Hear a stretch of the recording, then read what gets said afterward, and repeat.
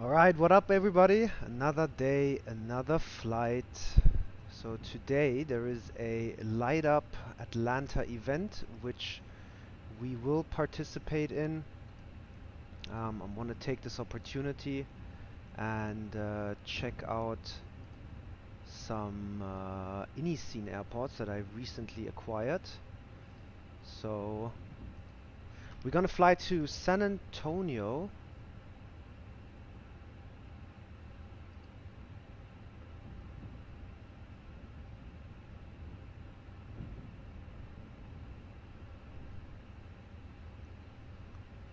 Okay, I see why it is giving me this fault. What time is it? 20:44. I did change the time to daylight, so we can properly check out these airports that we're gonna fly out of. Let's see. Let's get the aircraft loaded here while we set it up. Yeah, so we're gonna fly to San Antonio, and from San Antonio, which is a Iniscene airport, we're gonna continue on to Los Angeles. Hopefully, as you guys might know, in a couple of days ago, I was flying from San Francisco. So I flew from LA to San Fran in the new Iniscene. I think that was actually yesterday. Everything worked out great, and then on the way back, actually, for some reason, literally on final, like I want to say like 5 miles out, all of the sudden, we got like massive stutters, basically crushing our performance, and we ended up like not being able to put in any input to land the plane, and that basically messed up everything. So let's hope. I'm hoping that today we're gonna have a better performance, and at the same time I'm gonna check out San Antonio as well from Iniscene, which I heard has gotten a little like some updates. So hopefully that will be better. And then nav accuracy upgraded. We have we're still good. We're on the last day of the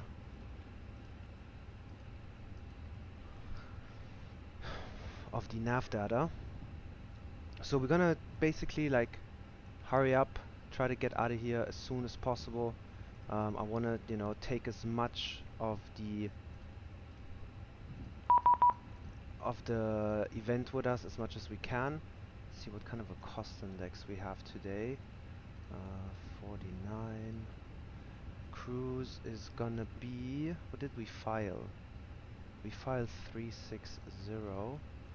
We might want to amend that. We might actually amend that to a lower altitude, just because I heard that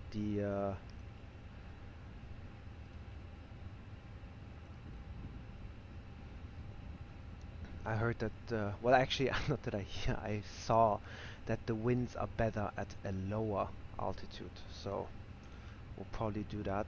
And yeah, we've been flying the Honda Jet, and as usual, we've been doing a lot of Southwest ops, flying the 737. So today I thought to myself, why not mix it up and fly the A320 once again.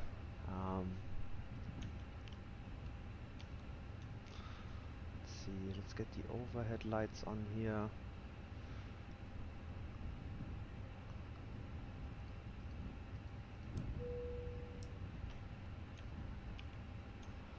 Let's get these lights on. And then while we're at it, so we got our pre-departure clearance.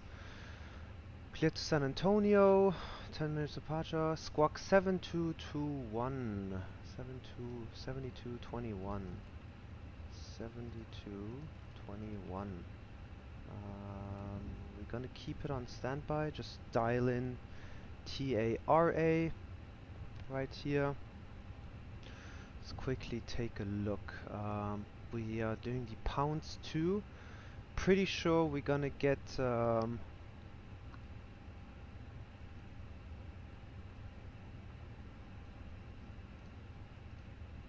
south runways, which I always forget for some reason. Let's take a look. I think it should be 26 if I'm not mistaken.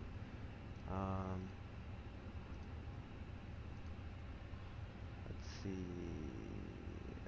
Atlanta KATL AGC. Let's get the ATC, see which runways are operable. Departure runways 26 left and 27 right. So we are gonna get 27 right, I believe, for today. So let's actually start setting up the FMC. Departure 27 right. We are doing the... Is it the Pencil Tour departure? No, the Pounds Tour departure. Pounds Tour departure, I think straight. Or state transition. Perfect. We'll get that cleared out and then we'll put the arrival in later on. So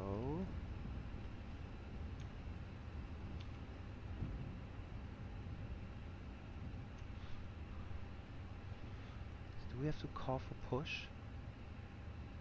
No, with taxi and spot number and ATIS. Alright, perfect.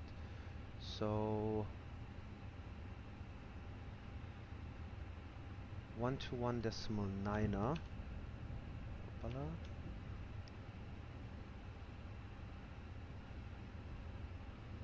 It's gonna be our frequency, that's ground, and then we'll get tower in here, which is 119.1.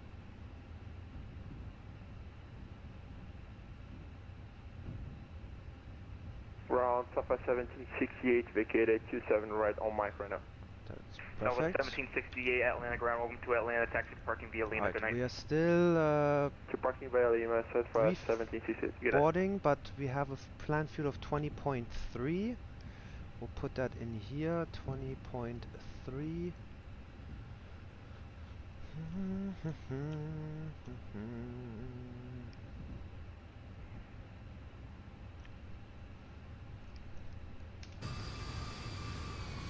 Look at that, all these Delta planes.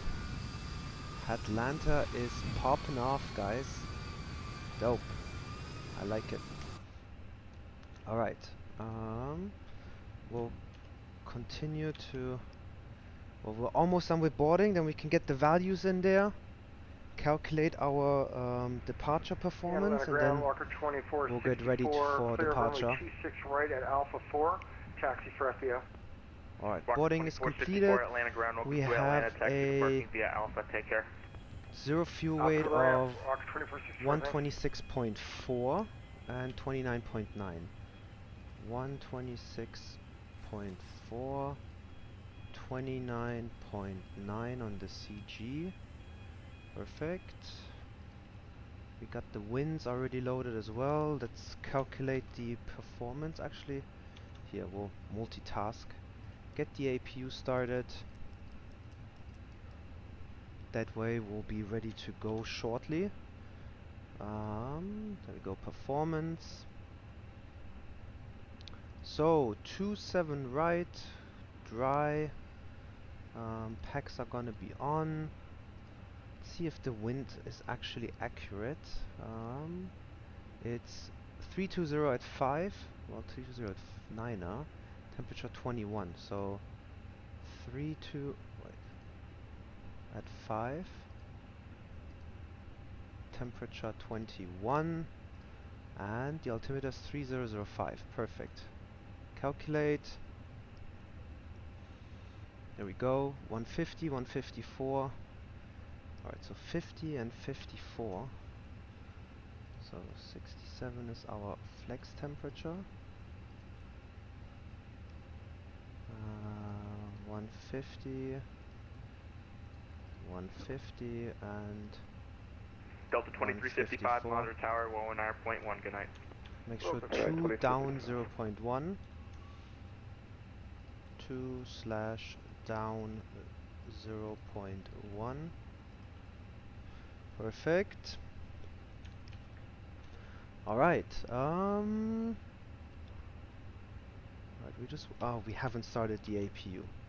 Look at that.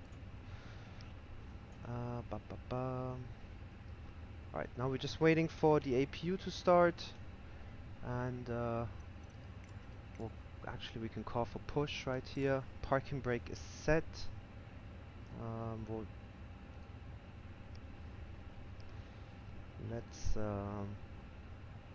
We're gonna keep the GPU until we have the APU running.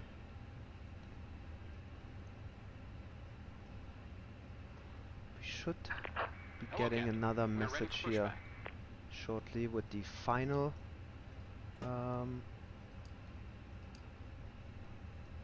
load sheet. Right, APU is available. So we'll turn on the APU bleed, turn off the external power, disconnect the GPU and the chocks. Bypass pin inserted. Perfect, there we go. Alright, we're looking good. Volanta is running as well. Let's see this here.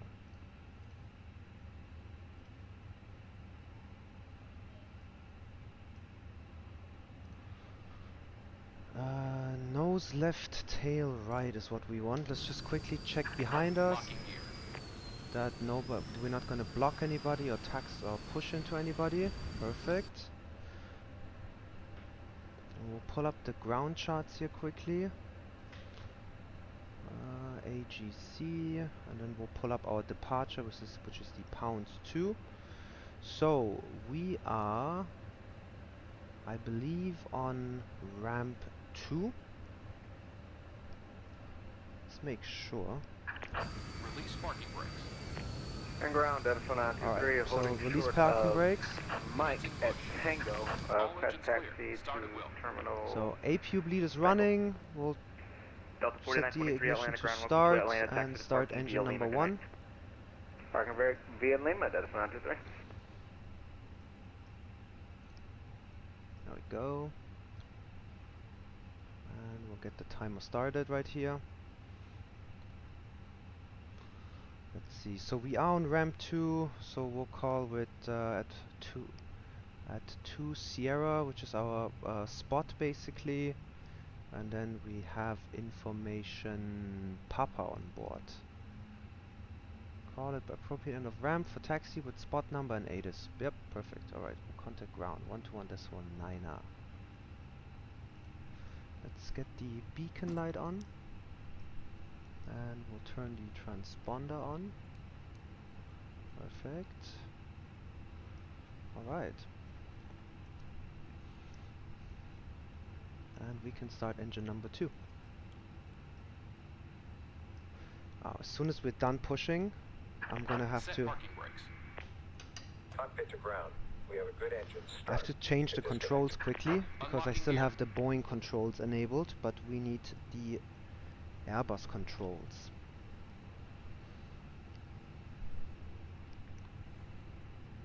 Actually, let's just do that quickly right now before we forget. There we go, Airbus A320 and Airbus profile. Apply and save. Let's go.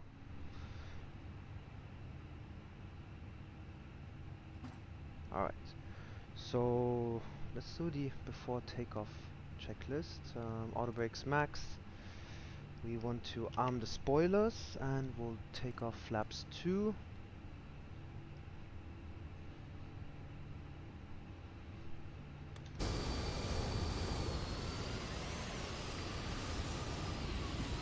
Good evening, Atlanta ground, Allegiant 383, ramp 4 south, current with Papa, ready taxi. Left is clear. Allegiant 383 Atlanta ground, runway 27 right short in, taxi via Lima, Lima Charlie. 27 right via Lima 1, and, I'm sorry, Lima Charlie, Allegiant 383. Alright, we'll wait for the guy to pass, and engines are stabilized, so back to normal. APU bleed is off. Why did we get a traffic warning? Alright, APU is coming off. Let's turn on the taxi light. There we go. Alright, he's off. Let's call ground, actually. We'll go a little bit further forward, and then we'll call ground.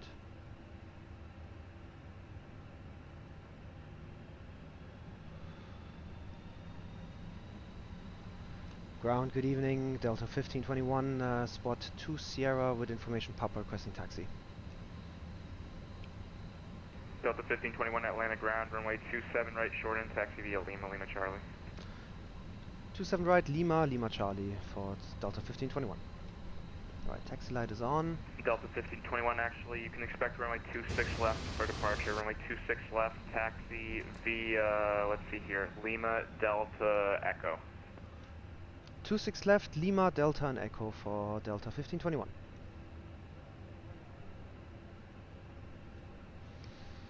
Right, I thought since we're going Atlanta ground, south, Coast Guard Lima, Delta, Charlie, so we have to... Coast Guard 219er, monitor tower, correction, yeah, monitor tower 119.1. We'll... Monitor tower 119.1. Coast Guard 219er. We'll do this here in a sec.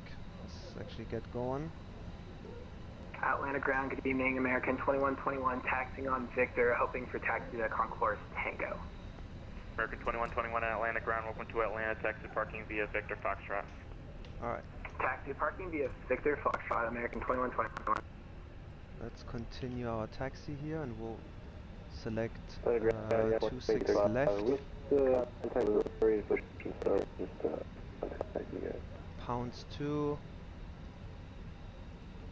Insert. Guys, aircraft calling, I was on a landline, say again. Oh, whoopala. Are we supposed to contact delivery for push and start, or just you? No, just call me for taxi. Well, thanks.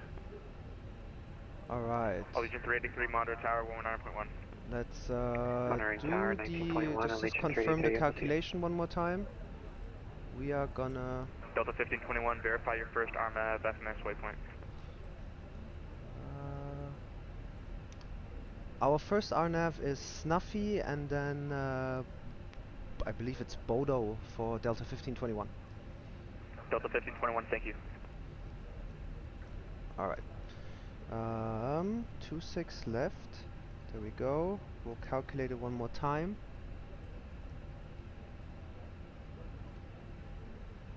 Just to make sure, and then we'll pull up the charts. So he said Golf Echo, I believe, right? Yeah, Golf and Echo. So let's see. Aha, so that changed. 145, 148, 62.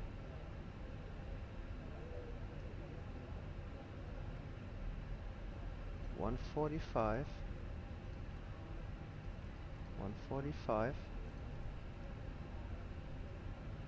This is a good time to have a co-pilot. 148 and 62. Alright. We don't want to miss our turn. Close around hello Delta 1485. Delta 1485 Atlanta ground, welcome to Atlanta, taxi to So parking. we're gonna have to make a left, right, let's see here. then the next taxiway. Taxi to parking via Michael C. That's gonna be, I Can believe you that's gonna confirm be Mike Golf. and then what for Delta 1485? Delta 1485, left into the ramp of your choice. Okay, Mike to the rapid choice, thank you, Delta 1485.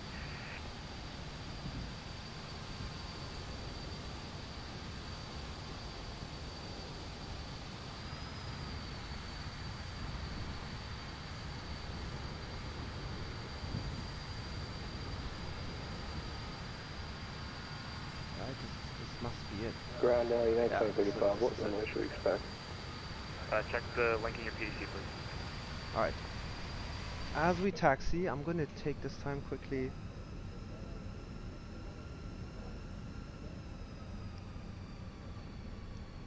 to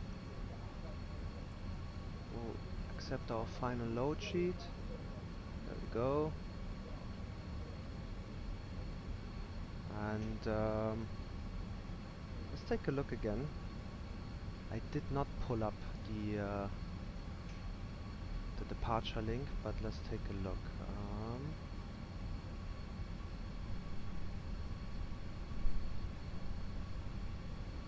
Atlantic ground, Baron 7 Lima Alpha, information Charlie, Ray taxi. November 77 Lima Alpha, Atlanta ground. You can contact the other ground 121.75. 2175, 7 Lima Alpha. Here, Atlanta RNF sit direction west. West 1. Oh, yeah. Atlanta We would ground, have had American to expect 26 left 2121. because We're we're all going packed left. up at the gate. Just want to let you know on stock flight sim, so you're aware. Victor is like a going off-roading. Just FYI, American. American 2121, thank you.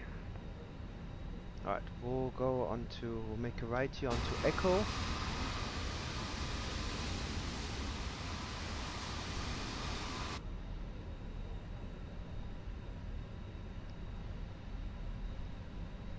The sun is literally in my eye, so I'm having a hard time reading the screens. Delta 1521, monitor tower 119.1. 119.1 for Delta 1521. Thank you, have a good day. Alright, 119.1. Cross 27 right at Delta. Charlie Golf 219er. Flight tower 655, Papa Delta, made a mistake. I'm crashed and offline. There we go, 1521. Let's get the next. 655, Papa Delta, made a mistake, crashed. I'm going offline. 65, alright, good night. Thank you, good night. I don't know which approach we're gonna have to call afterwards, so we'll do that in the air. I see an Allegiant 30. Allegiant 383, connect departure 13125.65, good night. 125.65 for Allegiant 383. See ya. There we go, 125. Delta 2355, contact departure 133.47, good night. I think so, let's see, we'll see. Alright, set monitor tower, so that's what we're literally doing. We're gonna monitor. See if he calls us. Monitor tower, FedEx 965 at AJ 126 right. FedEx 1065, heavy Atlanta Tower, wind 330 at 6 runway 26 right, clear to land. Clear to land runway 26 right, FedEx 1065. Go to 1521 Atlanta Tower, runway 26 left, line up and wait. 26 left, line up and wait, Delta 1521. Alright. Delta 1521, cancel for the next, let's keep it on the raw, net stuff, you went 330 at 6 runway 26 left, clear for takeoff. 26 left, clear for takeoff, Delta 1521, appreciate it. Alright. We got our takeoff clearance, we can keep rolling. I like it. Makes it way easier for us. So landing lights are on. And away we go.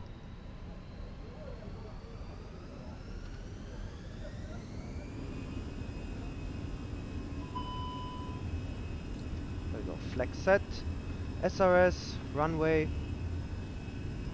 Perfect. That was 652, G, 27 left. That was 652 Atlanta Tower, good evening, 13306, runway 27 left, clear to land. Runway 27 left, that was 652.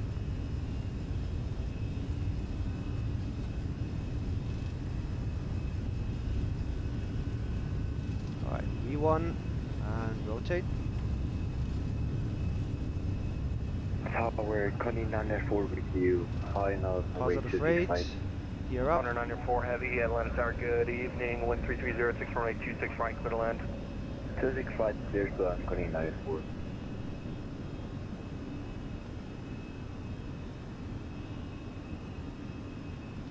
Disarm the spoilers.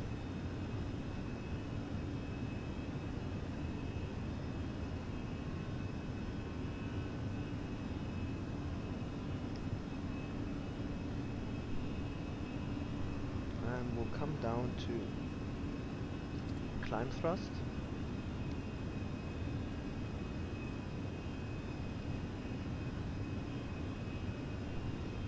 flaps 1.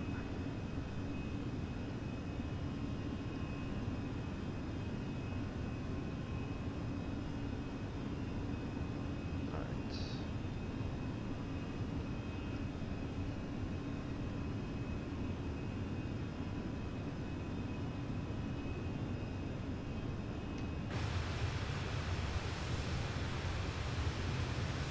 Dick's Sporting Goods.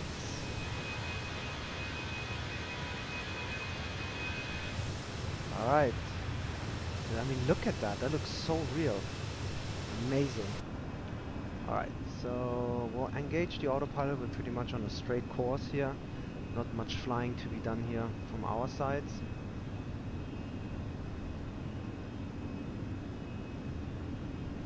And this is call tower. Tower Delta 1521 climbing through 4,500.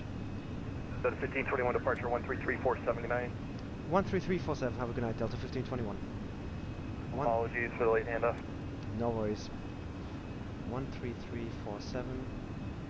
Atlanta Tower, bearing 7 Lima Alpha, holding short 27 left. Bearing 7 Lima Alpha, Atlanta Tower, you want to depart from 27 left or you want to go off 27 right? I'll take 27 left, you want to give it to me? 55, tower at AJ, 119er, .1. Apologies, Tower AJ 11915. So the 2355, contact Atlanta Center 132.97. Delta 1521, Atlanta departure radar, contact climb and maintain 14,000. Climb maintain 14,000, Delta 1521. Delta 1025, fly heading 070, reduce speed to 210. There we go, look at that, the guy even called us. Delta 1458, turn left heading 230, descend and maintain 6,000. Perfect. Alright, we're climbing. Easy breezy. I'm sorry, Delta 1458, maintain 5,000. Leaving Atlanta. Delta 627, Atlanta approach up. We are here, Delta 7. Delta 627, runway 27 left, descend and maintain 9,000. The sun is in my eyes. I can't see my own screen. Tango Papa Charlie 15, what's your Where are call the sign? window shades when you need them once? Park 15. Alright, let's see. I still didn't understand it. Say one more time. Pilot Club 15. Pilot Club 15, Atlanta approach runway 26 right, descend and maintain 9,000. Right down to 9,000, Pilot Club 15, 26 right. Delta 1521, contact Atlanta Center 132.97. Stylus 310, thanks for the follow and Delta welcome to 1521. 1521, go ahead.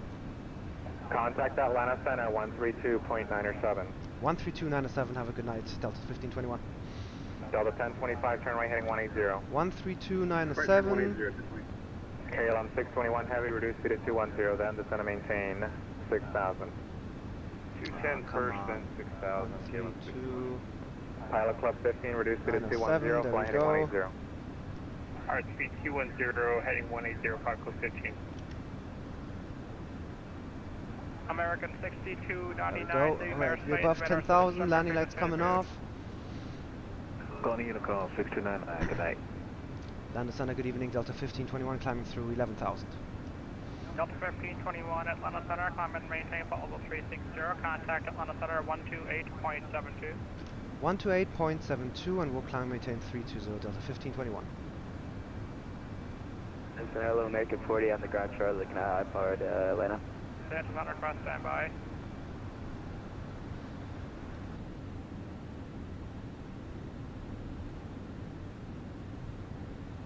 Alright, so 12872.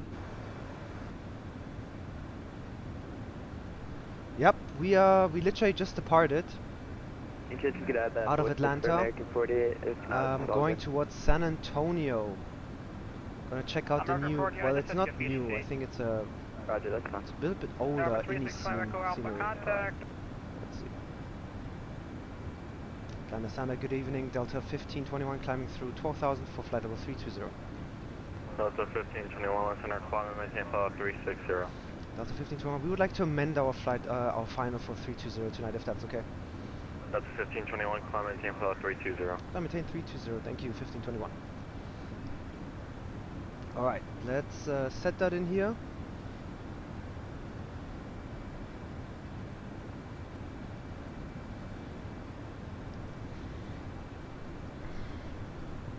So the reason why we amended our flight altitude to 320 is that SimBrief actually calculated 360 for us tonight, but I was looking at the real flight that, well, there's a Southwest that left just now, and then our flight is actually supposed to leave in an hour, and both of those guys, well, the Delta flight, for example, in 2 hours is flying at 280, and the Southwest flight is flying, I believe, at 320.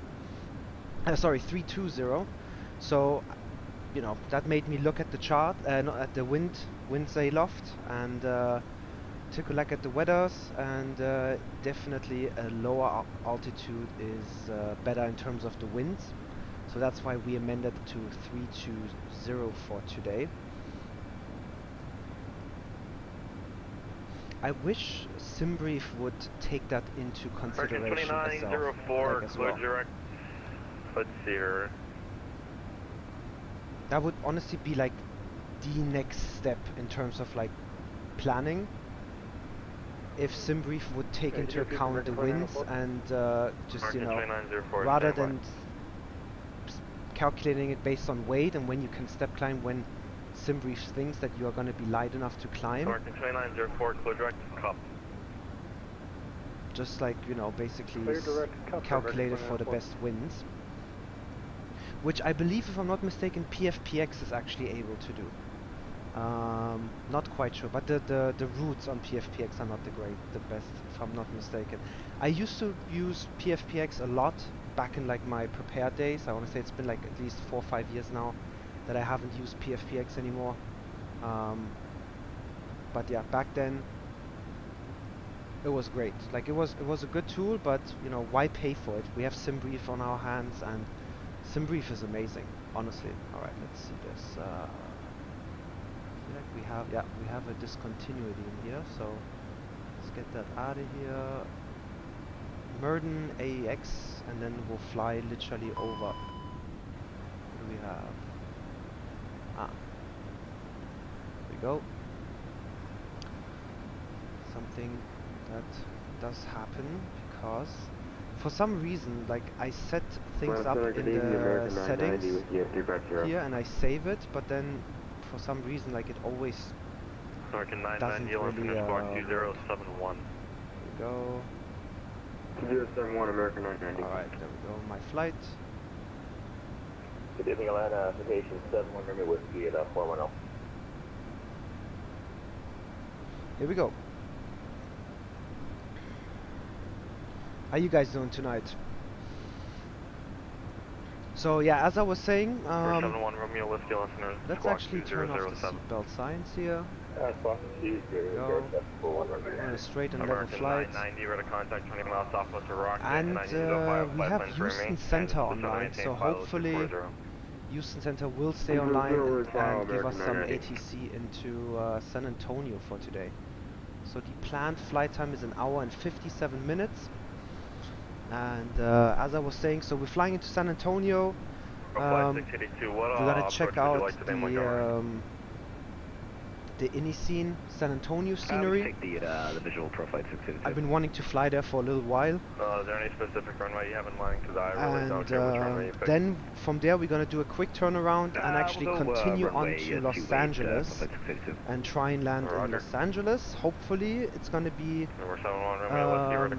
late enough that we will have LA Center or some ATC online by the time we get there. And let's go from there. We'll see. So yesterday when I flew out of LAX on the new Iniscene was perfect, but then on final, arriving back from San Francisco, I had massive stutters, like insane stutters, basically like rendering the plane unflyable, and yeah, that kind of like, you know, discouraged me as well to continue, because I was actually planning to fly from LA to San Antonio yesterday. But then, so I noticed that I still had the Asobo LAX installed, so I deleted that yesterday, and now I'm literally hoping that that will hopefully not interfere with one another and give us some better performance. But yeah, it's still little ways out until we get there.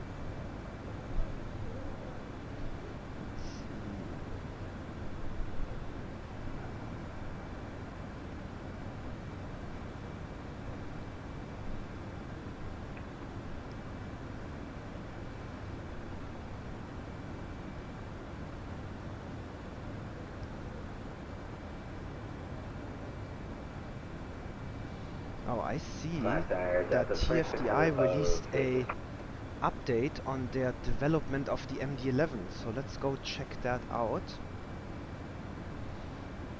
Yo, for anybody who is who actually does 2600 less than where are you coming from? who actually does fly on VATSIM, if you guys are interested in flying on Cross the Pond, make sure you guys log in on the website and declare your interest for the lottery. Otherwise, you guys will not participate in the lottery system. If you're coming from Raleigh, go ahead and try 132.97. Let's see. I haven't even started Discord yet, so let's get Discord opened up here. There we go.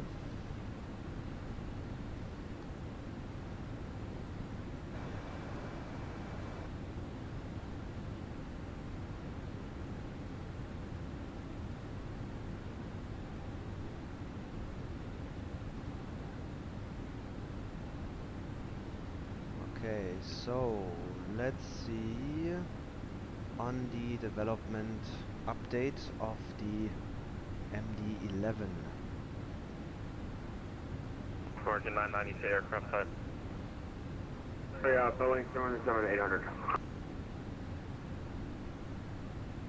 I wonder, let's actually see, do we cross into... So from Atlanta we actually cross into Memphis FIR, which is offline, and then we'll cross back into Houston. So let's hope Houston does stay online until we get there. Would be definitely make things more fun. Alright, so development update.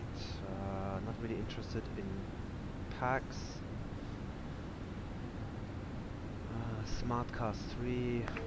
Atlanta Center, citation 25 X-ray at Birmingham, looking for IFR to Atlanta.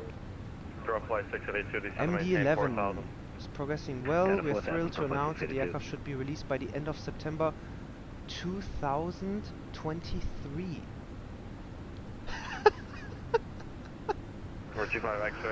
By the end of September 2023, in a year. Door 25 X-ray clear to Atlanta International Airport, going away departure, then as filed. Jesus Christ, in a year, that's very ambiguous. We've welcomed another 3D modeler, taking up the work on our newly modeled P3D MD-11 cabin, which cabin allowed to move in the aircraft freely and get experience. Initial tests in prepared version 5, the performance impact of the cabin was negligible. It will still be optimized before release, of course, and for those working on more performance constrained system, we will provide an option to disable it entirely. Wait, but they are talking about the... Montgomery Airport, 12 o'clock, 25 miles, report the field they're talking about prepared. I thought they're developing it for Microsoft Flight Simulator. Let's see. Working 990, cross 11, continue work on the system. Basic models are work holding vertical speed, altitude, speed hold. Good. Right from what you experienced in 717. Working 990, cross 11, how to maintain 14,000, DLN altimeter 3006. Of course, there is the elephant in the room, Microsoft Flight Simulator. We have been hard at work testing, optimizing, refining our code and libraries to run in Microsoft Flight Simulator.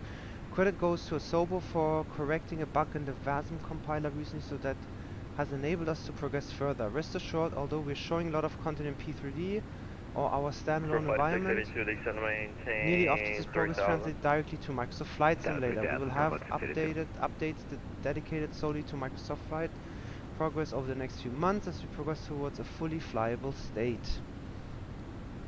Okay, so at least they are still basically developing it for Microsoft Flight Simulator as well. That's important.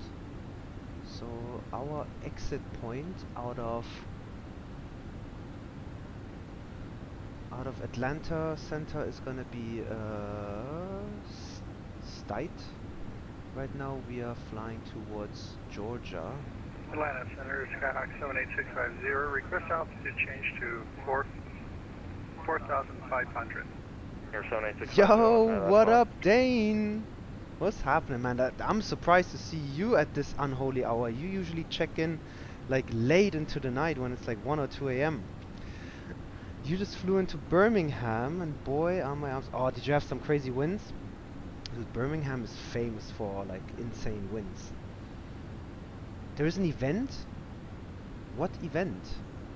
Birmingham? Are you talking like Birmingham, USA or Birmingham, UK?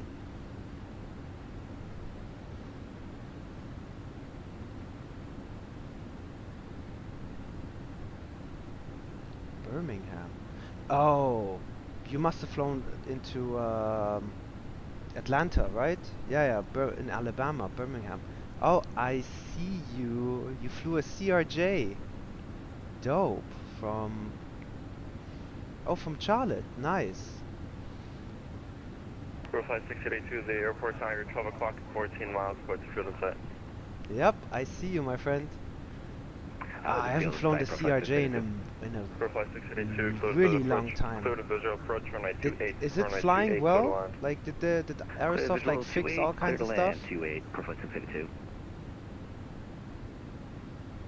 I'm Delta 1521. I'm literally like south of you right now. Atlanta Center, Papa Tango, November 55, Papa Tango Echo is at 4,400, climbing 5,500 towards Charlotte. Alright, so 320, we are established on cruise. Or 555, Papa Tango Echo. Yep, 1521. We're flying to San Antonio today. 2050, Papa Tango Check Echo. out the INI scene. North 990, contact on approach 133.47. Which supposedly got a lot of updates and stuff. Yeah, Texas. And then from Texas we're gonna continue on to LA. 71 Romeo Whiskey, descend to flying back home, yo. What about you? Are you flying today? Any more flights, or are you good? American 990, contact on approach 133.47. 347, have a great night, American 990. I did yesterday, and I departed. It was very well, like everything worked out perfectly. I flew LA San Fran, and then San Fran back to LA, literally on short final, like maybe 2-3 miles out. I got fucked, dude. My sim took a massive shit.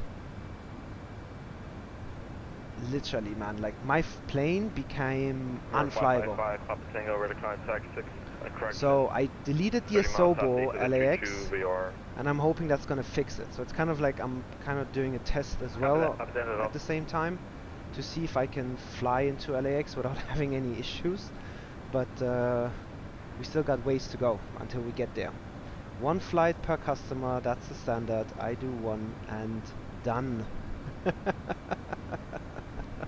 Nice. Yo, what is that call sign though? JIA. What airline is that?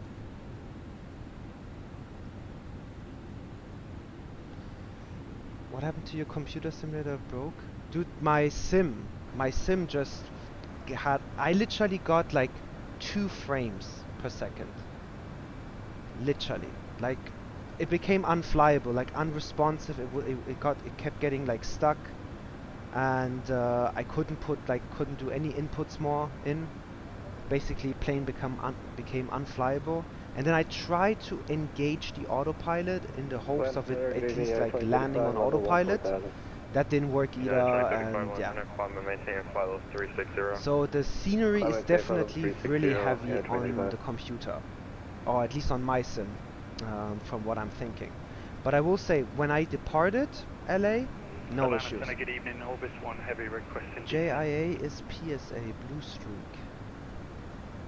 Wait, PSA... That's one of the regional carriers, right? Orbis 1, listener, go to contact DAL, listener 132.97. 13297, thanks, Orbis 1 heavy. Atlanta Center said H2, that next favor, the taxi runway 6 here at Birmingham.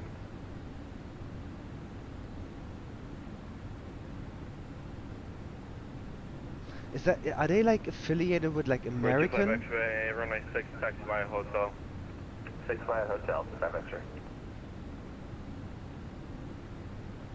Do they like mostly do American flights, or? Yeah, they're all about American. I see, okay. Yeah, because if I'm not mistaken, isn't like Sky West, I think, is like United mostly, And then I think you have like Envoy, which is like Delta heavy. PSA. Actually, here, let me Google it. Now you made me curious. Used to be US Airways. Number 701 Romeo with close direct destination. Oh, so they were all about like US Airways before the merger?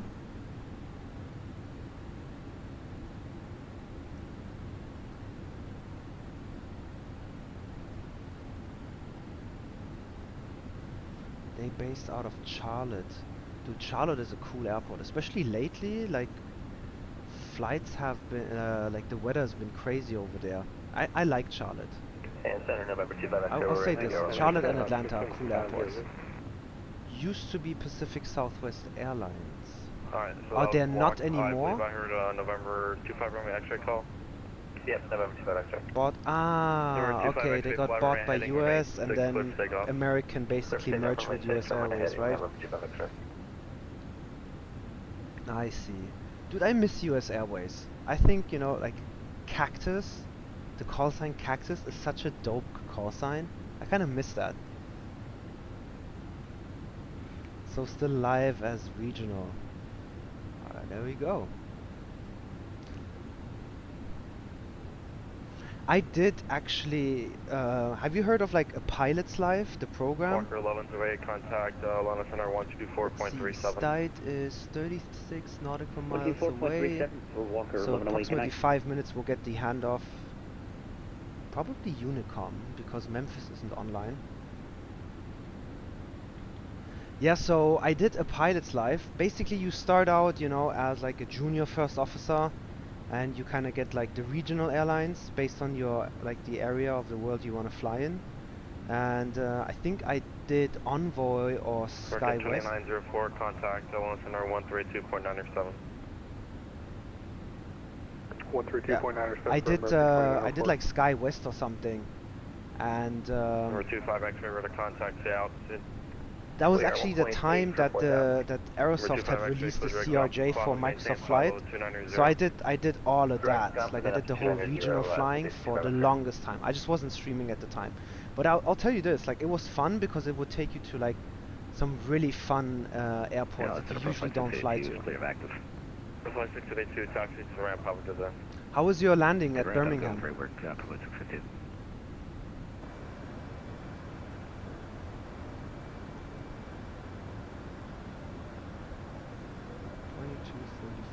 miles an hour.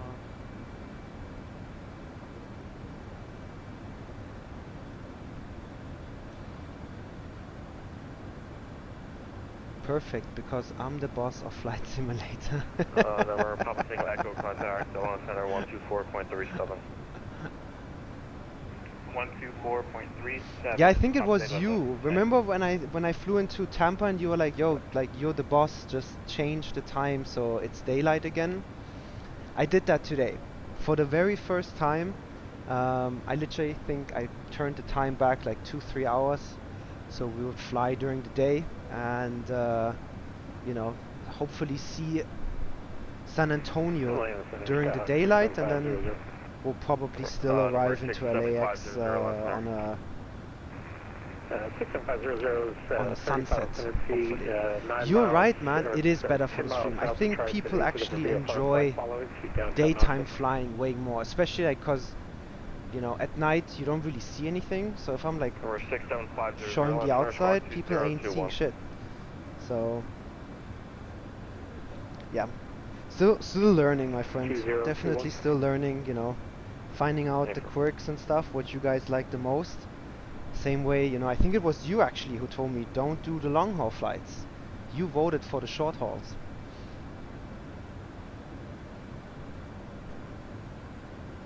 Can't see Jack at night. Might as well just stream a black screen. 1521 frequency change is approved. Have a good day. Frequency change proof for Delta 1521. Have a good day. Alright, there we go. Off to Unicom. Unicom we go. Atlanta Center, Skyhawk 1190 Mike. We're 1190 Mike, let's go ahead. Yeah, I'm on the ground over here at Montgomery. Would like to pick up my clearance. Would I get that from you or another frequency? Oh, you can get that from me.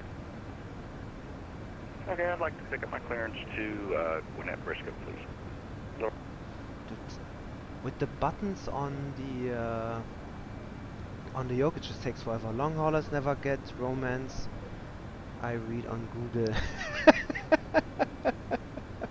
You read on Google. I mean, it is true. You can't see shit at night. You just see like a dark cockpit. So I do understand. And honestly, like that's what I'm noticing too.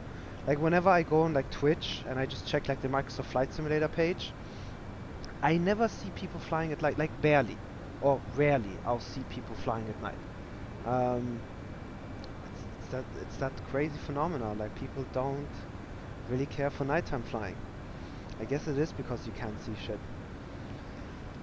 Long haulers never get romance. That is true. Well, the problem is, I think, you know, like in between, it kind of gets a little bit boring, you know, unless you're chatting with people and people are actually like engaging and talking and I don't know, like asking questions or like, you know, talking about something specific.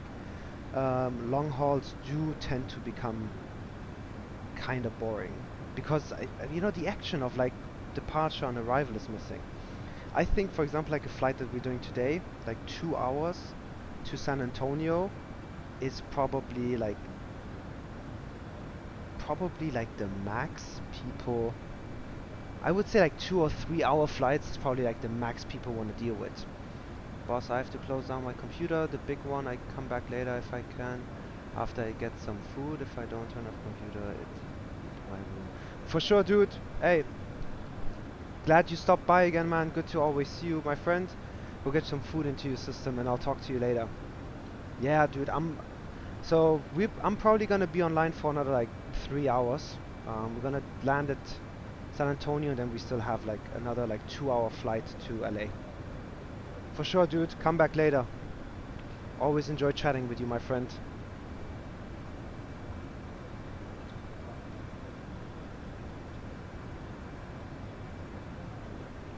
Good to see you too, my friend. Peace.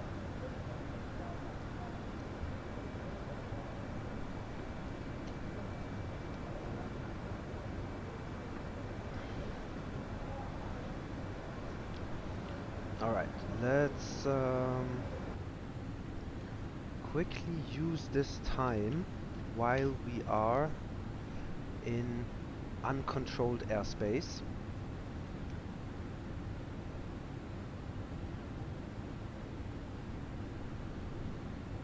Murden, and then we'll fly Alexandria VOR. Okay, so since we are quickly in uncontrolled airspace before we do hit Houston Center, which is online, I'm gonna take this opportunity quickly, go walk my dog, let him do his business, and then this guy is gonna get his dinner. So give me like 10-15 minutes and I'll be right back. See if I can give you guys like a nice view to look out. Let's see.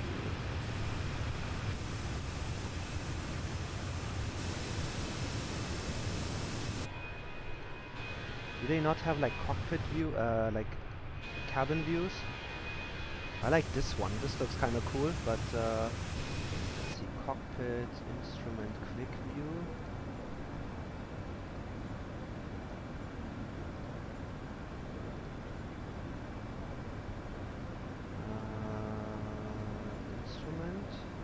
Cabin, there we go.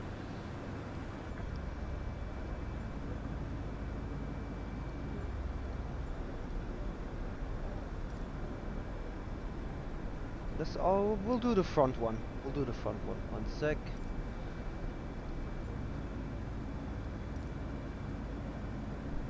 Let's see.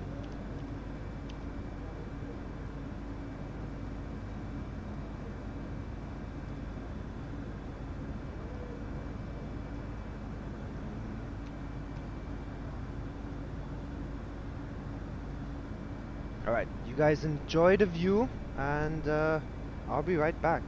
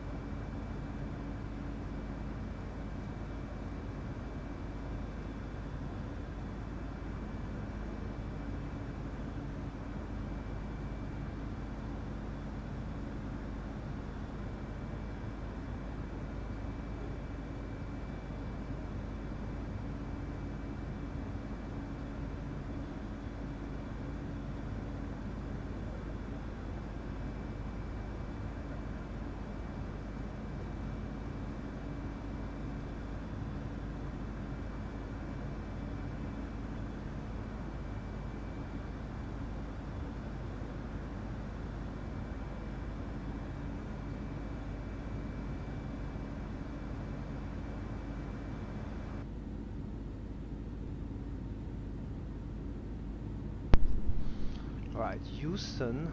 I'm back first of all. So Houston sent us to contact me. Let's go and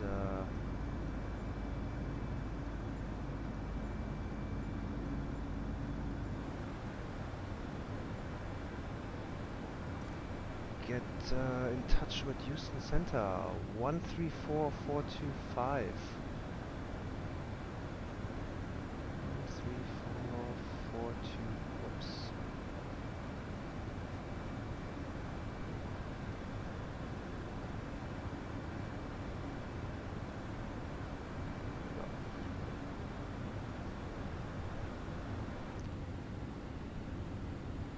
Houston Center, good evening. Delta 1521 checking in 320.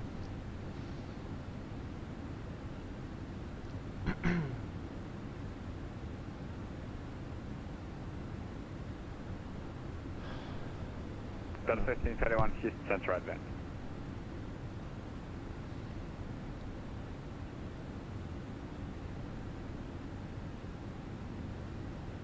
Alright.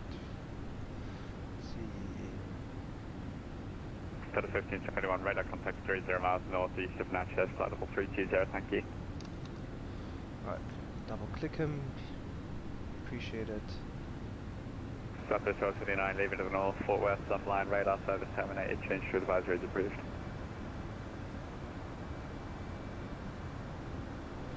So if I'm not mistaken, this is something pretty, it's actually really cool that the Phoenix does that. So this is like the estimated turning point.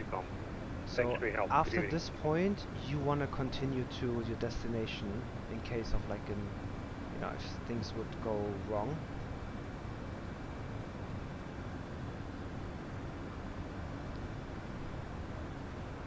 So let's see.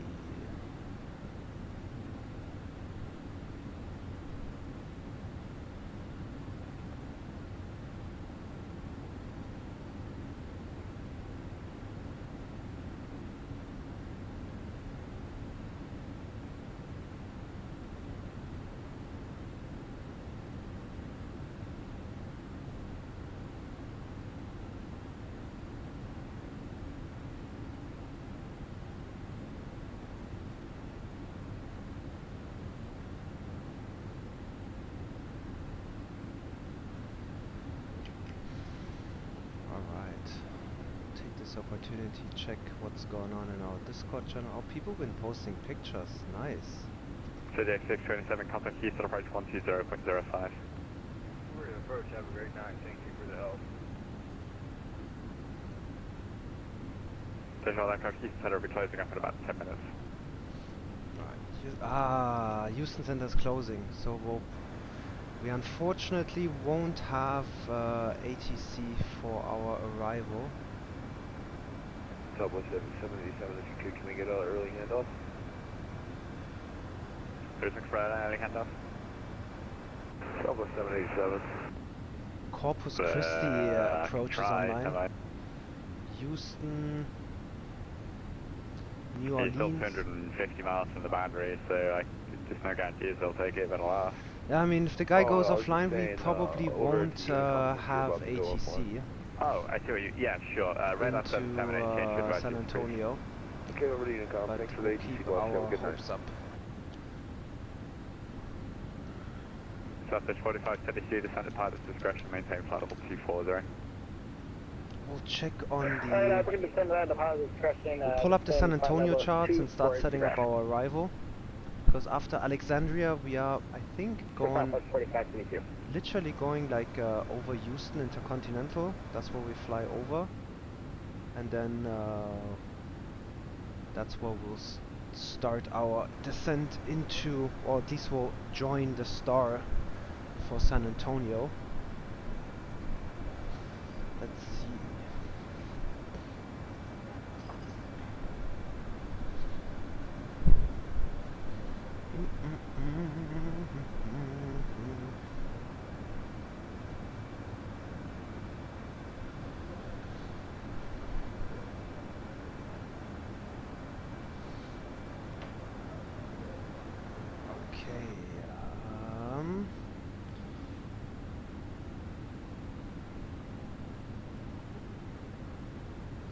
Was our was our arrival today? Our arrival is the Brown 3. So let's pull up the San Antonio charts. KSAT. I'm legit hoping we have some good frames into the San Antonio airport. Let's see, Delta 1521 is parking today at Alpha 3. So we'll pull up the parking charts as well. Star, the Brown 3 RNAV. Alright, so Terminal Alpha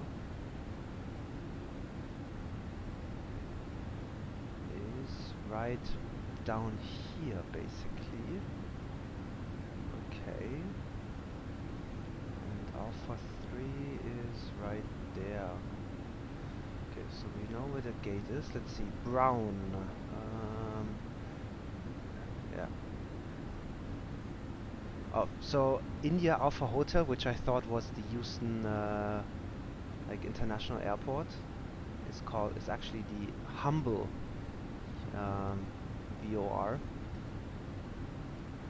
So we'll do that. We'll come to Brown, and then from Brown, depending on the runways which we will land on. Let's see. We'll get the METAR here.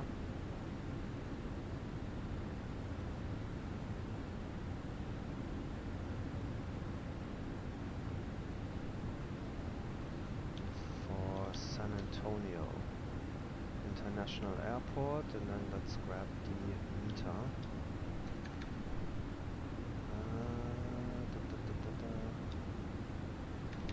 So I usually use like the aviationweather.gov website or windy.com, but I actually saw a pretty cool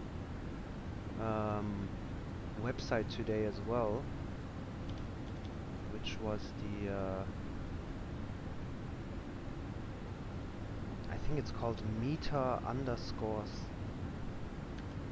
or no, meter underscore TAF.com.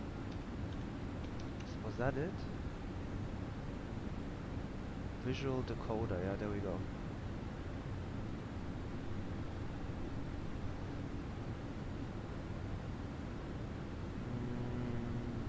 Wind is calm, 3004. Is that true? Wind calm, visibility 10, clouds few, 2000 feet, temperature 24, altimeter 3004. Yo, okay, so we can basically land any runway we want. Now it would be interesting to see where planes are actually, what runway they are landing. So it looks like the departing runway right now is runway 4. And the arrival runway is 13 right.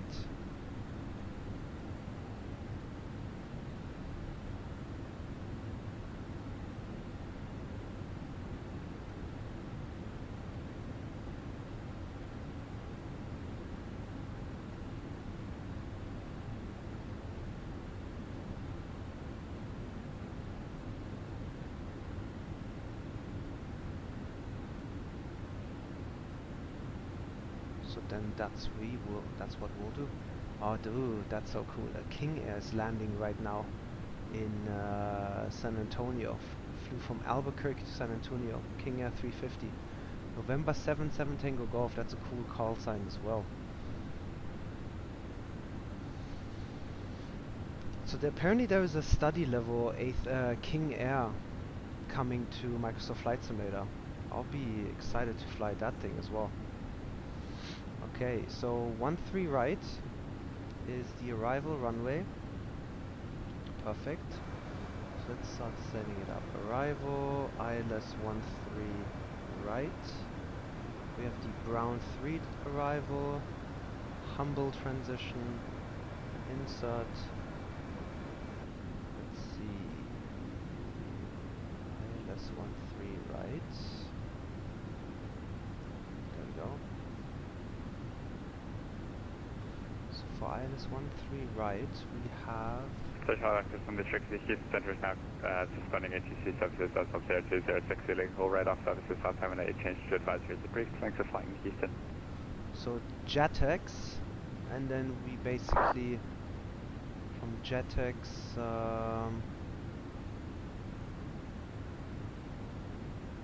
yeah, we could do the Sierra Tango Victor transition. Let's see, what is probably a Vector if I'm not mistaken.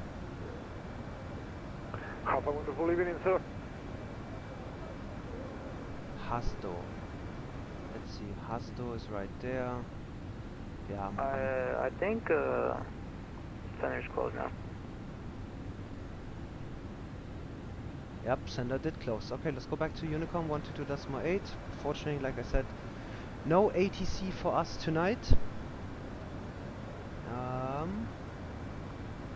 Alexandria VOR, Hamburg, and then we'll start our descent here.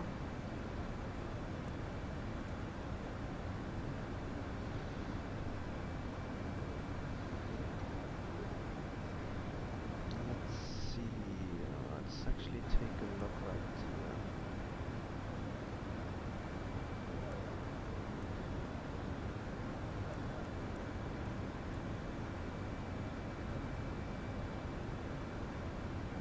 Ah, see, so that's what we'll do. From JetX, we'll just directly turn in for Hasdo.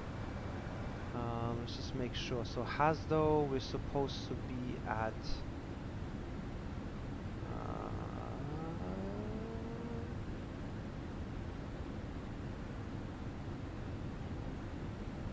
like 3,200. And let's take a look here. So for the arrival, marks expect 13,000. Let's see. So what we'll do is we'll delete the manual and we'll delete this discontinuity. Put a temporary insert in there. Perfect. And then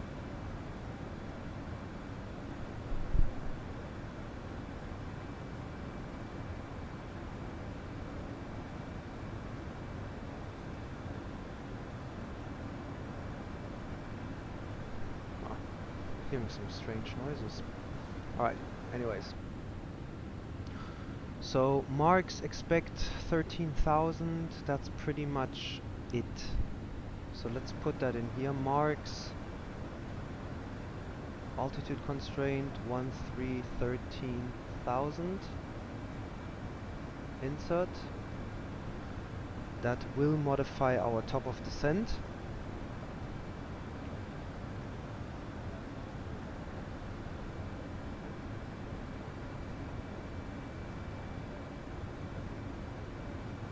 Brown, alright, Troop, Chris, JetX, and then we have Hasbo at 3949. Let's see. I thought Hasbo was supposed to be 3200.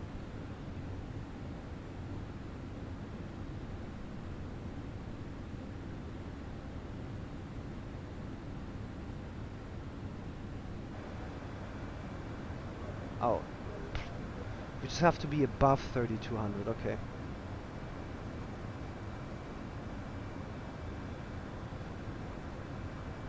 There we go. Let's put in the arrival information as well. So, minimums are... Yo, what are these noises I hear? One sec.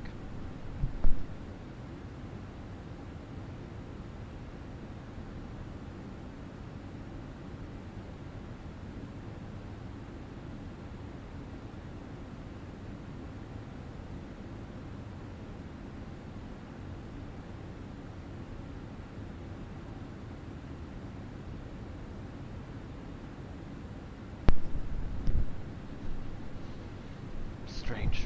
Really strange. Alright, let's get the minimums.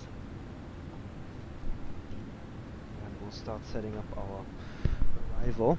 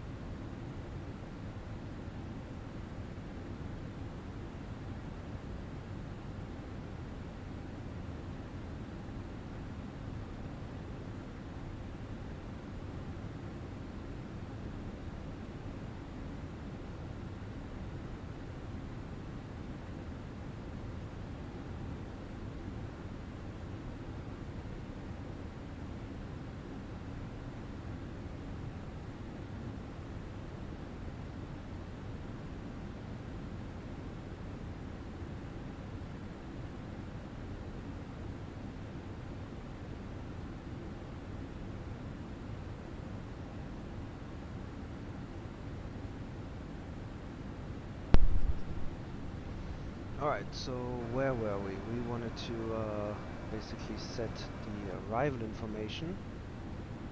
So we got wind is calm, basically 0 at 0. Altimeter is 3004.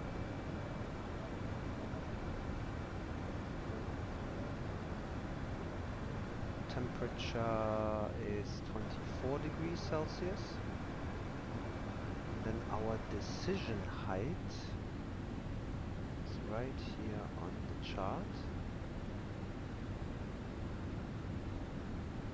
So category Delta.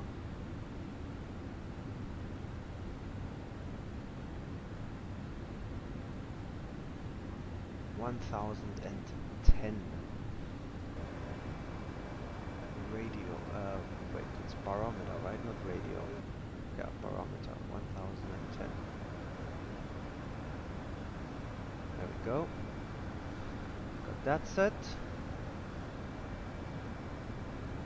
Now we are basically chilling until we hit our top of descent in, let's say, like half an hour.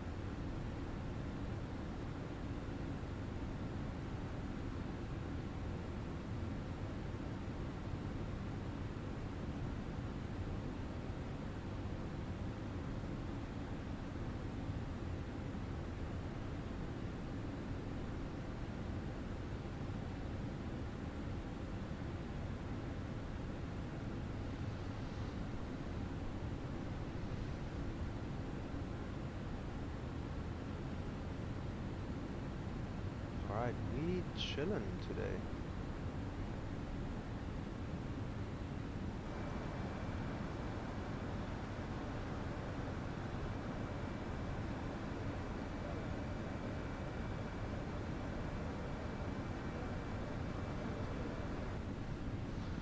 Pretty unspectacular flight.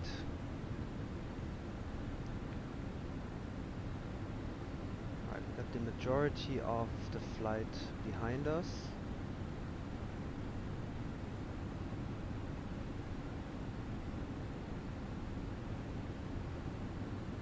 There's a Delta flying from LA to San Antonio, 737-800. He's got 400 nautical miles left.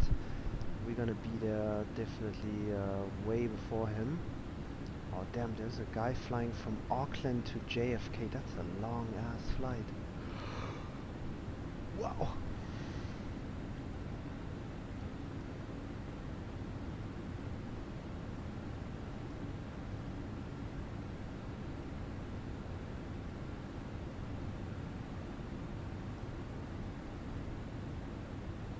Mexico Center is online as well. Let's actually, we'll take this opportunity and we'll take a look at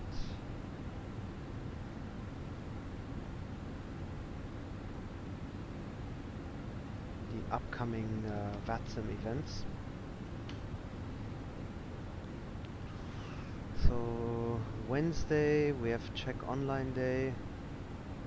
Should be cool. I would actually be down to fly into Praha or Prague. I unfortunately just don't have the time.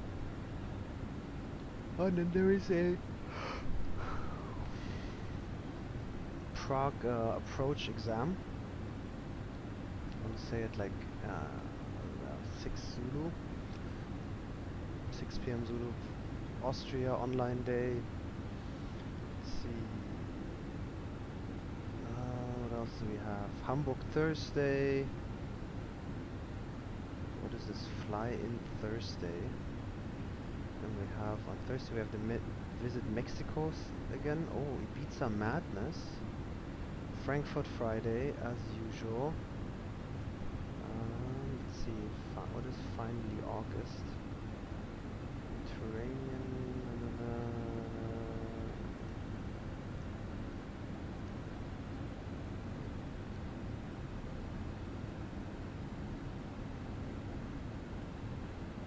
Yeah, it doesn't look too. I'm not seeing any crazy arrivals, but let's see. In partnership with the Pilot Club, Atlanta is excited to feature Greenville-Spartanburg International Airport and Spartanburg Downtown Memorial Airport on October 6th.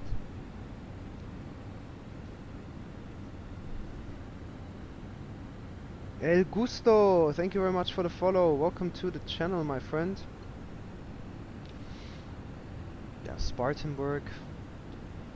I don't really fuck. Oh, look at that though. Thursday, October 6th, we have Visit Mexico, and the event is taking place at Mexico City. Yo, that's gonna be dope. One Zulu, so approximately like 6 p.m. our time. Yo, I'll probably participate in that event. I think that could be sick.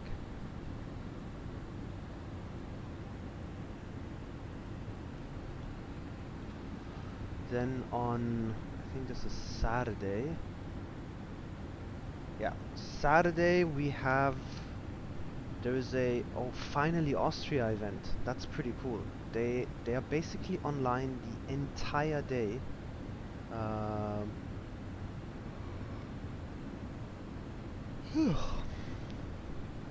So Saturday and Sunday, they are literally online the entire day, which is pretty cool.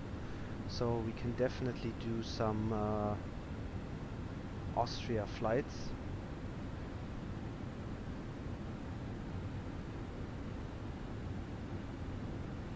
Yeah, that's gonna be dope. We'll definitely participate there. Friday, you know, could be actually cool to maybe, you know, check out Frankfurt Fridays as usual, you know, with some crazy traffic going on. And then just, oh well, that's on Saturday, so never mind. Right? But what's nice is Saturday morning, our time, well, Friday night, my time, there's actually a lot going on, so that's good. Let's see. Empire's Connection, we have Marrakesh and Lisbon. Yeah, unfortunately, it would be cool, I would be down, just I don't, like, time-wise, 15 Zulu, that's just such an unholy hour for me. That's like 8 AM or something. Oh yo, but this looks like a fun event. Saturday, October the 8th.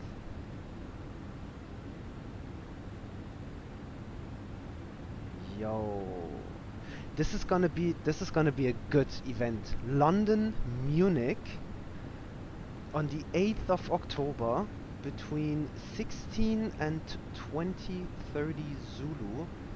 So 16 means like 9 AM my time till probably like 1:30 PM. Yo, that's a sick app. Oh, that's gonna be cool. Yeah, definitely gonna participate in that one, cause you just know a lot of people are gonna be flying in that event, and you know you're gonna have to hold over London to get in there, and then most people will actually try to do both legs. Ah, sick. Yeah, we definitely are doing that on Saturday. So Saturday we're definitely going to do London, Munich, and then Saturday and Sunday we literally have you know, Vienna online, so we might do some heavy Europe flights on the weekend this week. But first of all, on Thursday we are gonna hit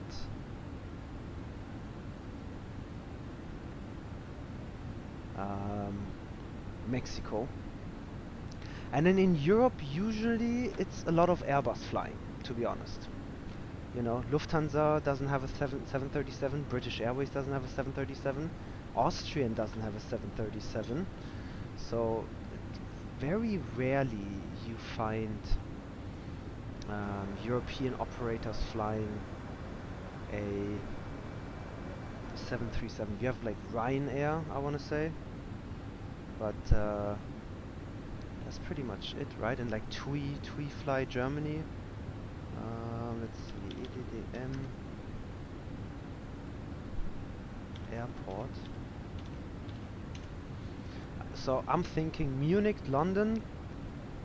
Personally, that's only literally like BA and Lufthansa. There is no other airline doing that flight, right? Yeah. So that's pretty much set already.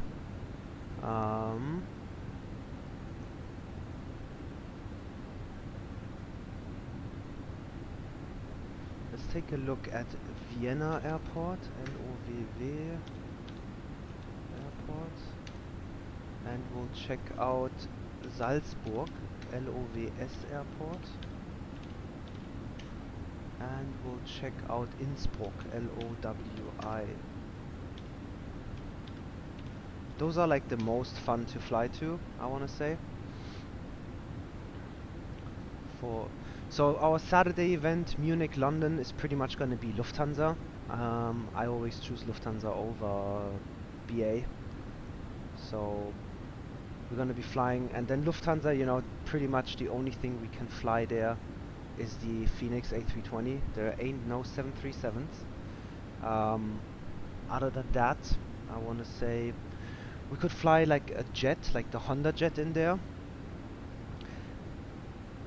I don't know if I want to do that though, because knowing, like, you know, I know that definitely like London is gonna do holds, and I wonder if Munich is gonna do holds as well. And at that point you want a plane that can properly do it, and the Honda jet definitely can't do holds yet. You have to like keep, you know, turning in the heading, and I think during that event where like there's so much traffic, they want you to like properly oblige. So I'm not trying to fuck with that, to be honest. Let's see. So there we'll definitely fly the FENIX A320. Now let's take a look at Innsbruck. So Ryanair does not fly to Innsbruck.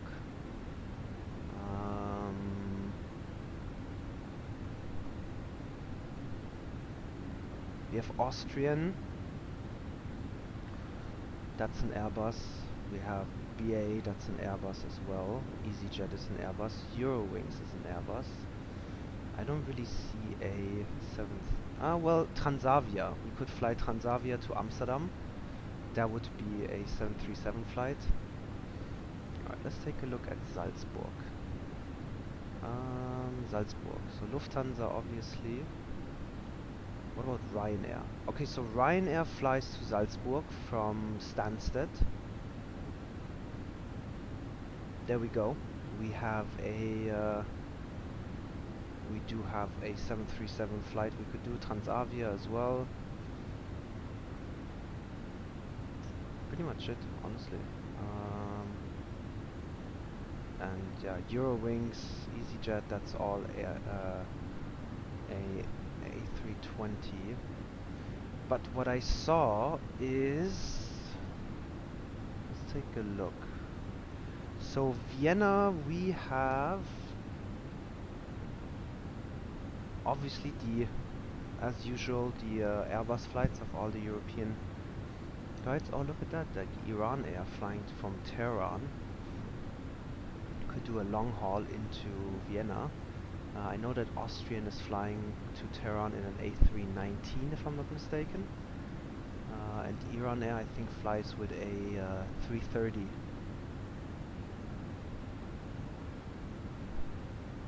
But I am seeing a lot of Ryanair flights to Vienna. So, dude, like, oh, there's a lot of Ryanair flights actually. Agadir, Alicante could be cool. Athens, Barcelona, Bremen, Copenhagen, Köln, Faro, Fuerteventura, Gran Canaria, Lisbon, Liverpool, Stansted, Malaga, Porto, Rome, Tel Aviv. They even fly to Tel Aviv. I didn't know Ryanair flew to Tel Aviv. Valencia, Venice, Saragossa. Oh, Heraklion, Ibiza, Kos, Mykonos, Rhodes, Rimini, Santorini, Skiathos. Okay. So we could do some like cool Europe, like Greece flights even with Ryanair if we wanted to. I never fly Ryanair, but I might, you know, just to spice things up. Because like I said, like with these Europe flights, we're gonna be doing a lot of Airbus. Okay, funny enough, as I didn't know that Ryanair flew to Tel Aviv from Vienna. Tel Aviv actually is the busiest continental route at Vienna, and after that it's Dubai. Let's see. And the busiest route is Frankfurt, Vienna. Wonder if it has anything to do with the code share agreement with Lufthansa. Alright, so at least we got some events set up for this weekend. That should definitely, you know, keep us busy. I think the one that I'm most excited about, and I think that's gonna be like the most interesting to watch and fun for you guys, is gonna be London, Munich. We'll try to do both legs, London, Munich, Munich, London. We're gonna have to start rather early though that day, because, you know, I'm more than positive that it's gonna be crowded. It's gonna be really crowded. A lot of people are gonna be flying that route, and at the same time, I think you know, we're gonna have holes in the air, and then we're probably gonna have like slots out of Munich and out of London, so we're gonna get delayed down there as well. So I think it's a good idea to definitely get started rather early than late, and because if I'm not mistaken, even the flight, like one way, is like an hour and a half, I want to say. So we will need the entire like four and a half hours to basically go back and forth. So what I'll do is I'll get online before the event starts. We'll place the plane in at Munich, get started with like briefing and everything, file our flight plan, so that hopefully once the event starts and delivery and tower and everybody gets online, we'll just quickly get our clearance. Hopefully we won't even have to wait for a slot too long, and then you know, we'll get going towards London. And I'm pretty sure, in like, irregardless of like, you know, us being one of the early ones to depart Munich, I am 100% sure that there's going to be so many people flying to London, irregardless of the event, that London is going to be crowded. And then what we'll do though is, once we land in London, we'll see how the slots are going to Munich, because like what I've seen in the past are like half an hour to 45 minute slots. And if that becomes the case, where we literally have to wait 45 minutes for a slot to back to Munich, we might just, you know, change it up, fly to a different destination, which will be like for example, like Vienna or like Innsbruck, or, you know, other places in Europe are gonna be staffed as well, and it might be a good idea to switch it up. But for now, we'll keep the plan of flying to Munich, so back and forth, you know, basically like Munich, London, London, Munich, and then we'll basically play it by ear. You know, if it gets too crazy, we'll change it up and do something else. But I think that's going to be really interesting and a lot of fun for you guys, because we definitely are going to have to be on top of our game when it comes to flying in the event, and we're probably going to have to do a hold, and, you know, it's going to be a lot of people flying in and out of London, so it's going to be like, you know, staggered arrival and departures into London, and the taxiways are going to be crazy.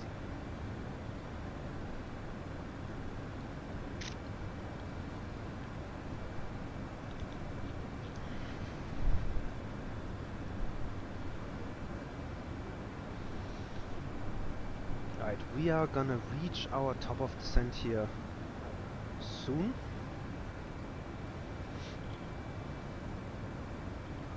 I think we have like 10 more minutes, right?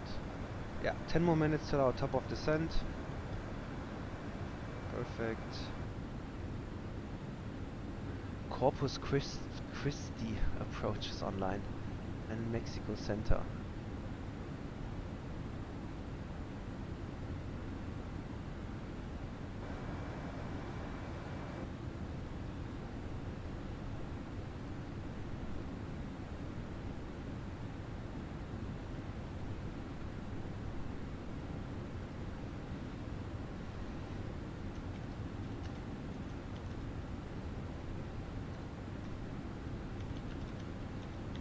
post the event into our Discord channel. Hopefully, you know, we'll get a couple of people to join us.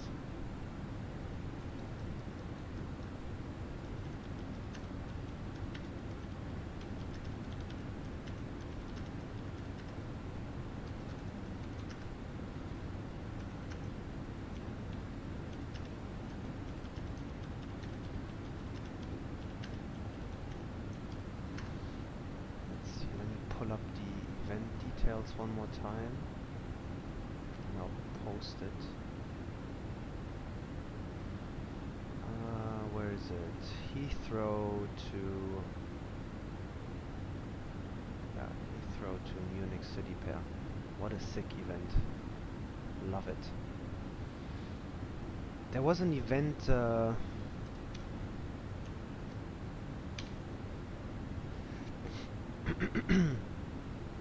Not too long ago, I think it was Nuremberg Rotterdam, which ended up being a really cool event as well.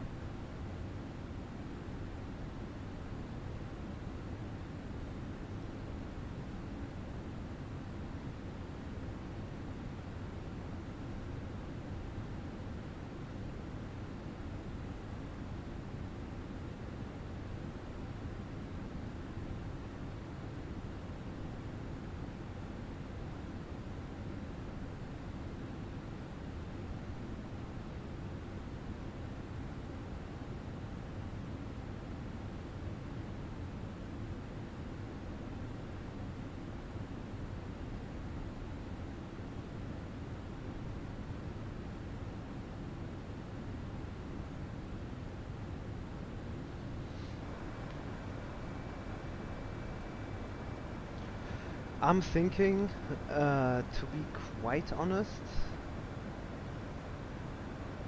you guys will probably not, you know, enjoy it if we continue on to Los Angeles from San Antonio, because that's another 3-hour flight.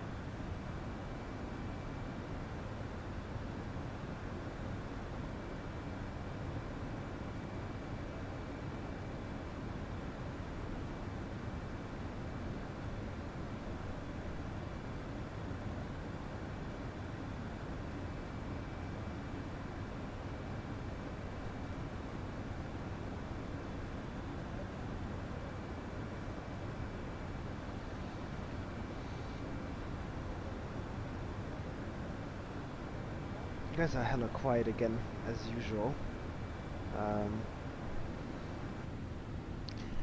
You know, this honestly, CPDLC, oh dope, okay. Yeah, this always just makes it really difficult for me to stream. Not gonna lie.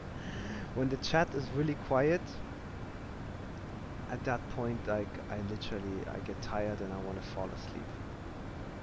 And then I kind of like... So that's why I'm thinking, you know, maybe we won't continue to LAX afterwards. Maybe we'll just do like a short hop later in the night, like Vegas to LA or something, just to check it out. Right now we have SoCal online and San Diego approach. Alright, that's good. I think that's...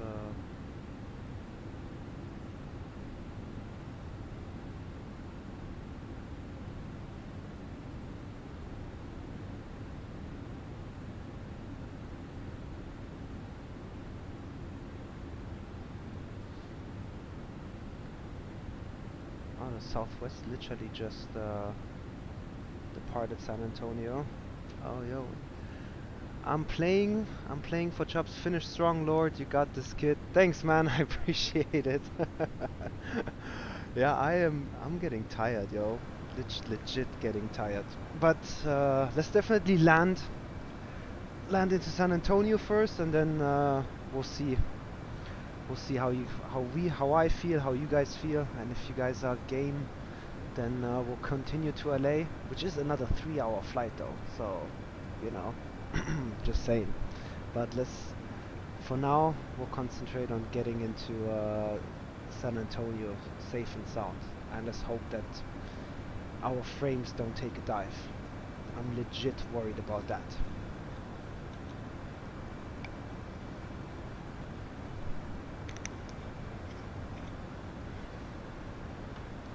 Appreciate the motivational words though.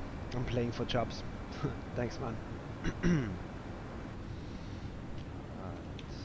see. So we got the charts open.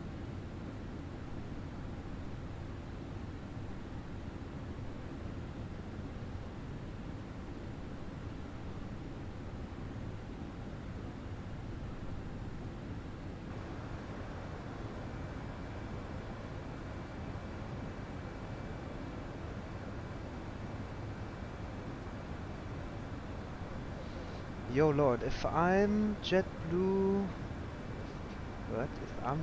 Mosaic and flying East Coast to San Diego, what is the respectable amount of JetBlue nips to drink in one flight?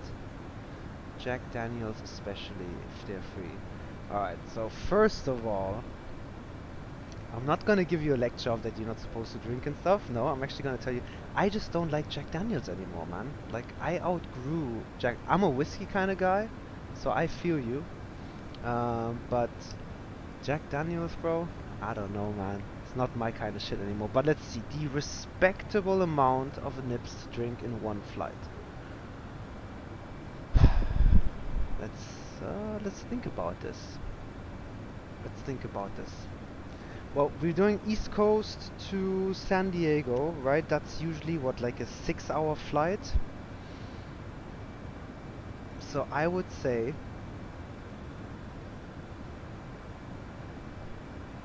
oh, that is the JetBlue whiskey, Jack Daniels? I didn't know that. Okay, so then we'll take it, you know. We'll definitely take it at that point. Well, 6-hour flight, I would say Boston to San Diego.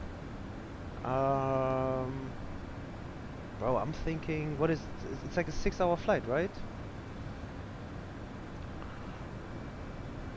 So I would say it depends if you know, if you're ballin'. Like, if you're ballin', then you're drinking a nip every 20 minutes, right? That would make 3 in the hour times 6 hours gives us 18.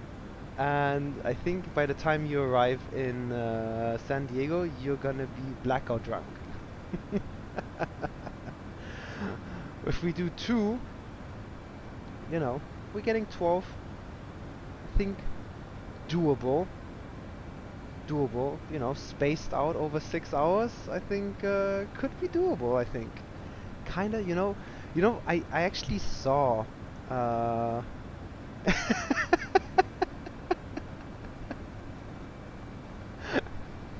Get out of here.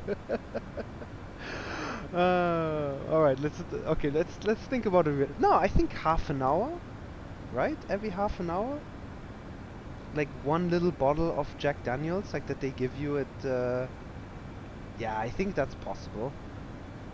I'll say 10. Let's say it this way. I think 10, we are good, because they are tiny, and if you let half an hour pass by, I will say, like, I've been drinking whiskey for such a long time that I really have a good tolerance when it comes to it. But yeah, I would say like 10. Can you think you could do 10? You know, not too long ago, I think it was like last year or something, I would watch, I'm sure you guys know Nick Merckx. I would watch his YouTube videos of COD, and one time they were like shit-faced playing COD, and honestly, like, whoops, we want regular descent. I think 10 is respectable. Yeah, dude. I think 10 is definitely a good amount. So yeah, I saw those guys like drunk, basically playing COD, and that stream was so fun, dude. Legit. On a weekend, like weekend night, like Friday or Saturday, if we get a couple of people together to do a group flight, I say we'll do the same. Like, I'll invite you, whoever's joining the group flight gets onto the Discord channel. That way, when we talk, the stream can hear it, and then we'll get going. We'll get some drinks going and see how everybody feels.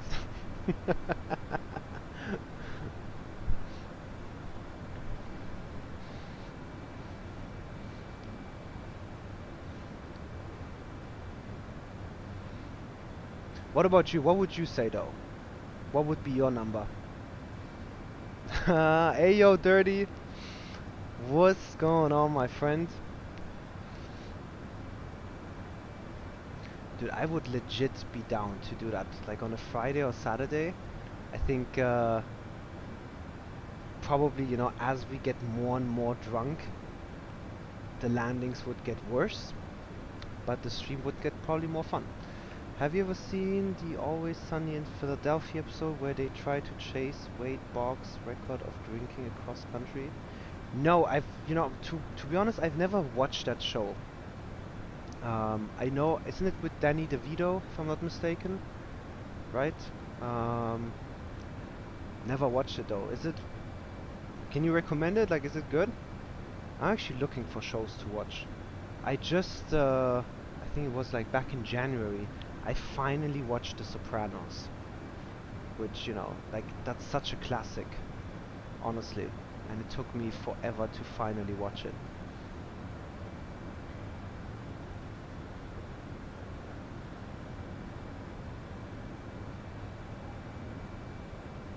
Correct, hilarious. Alright, maybe I'll give it a try, honestly.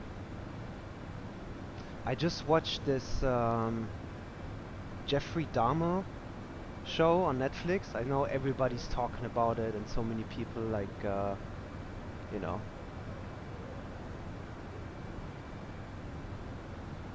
But it was a good show. A lot of cringe moments. But that was a good show. Alright, let's get the seatbelt signs on here as we are starting our descent into San Antonio. Always Sunny is slapstick. Danny Digital joins season 2. Yeah, I might check it out. Honestly, like, I'm always looking for some good shows to watch.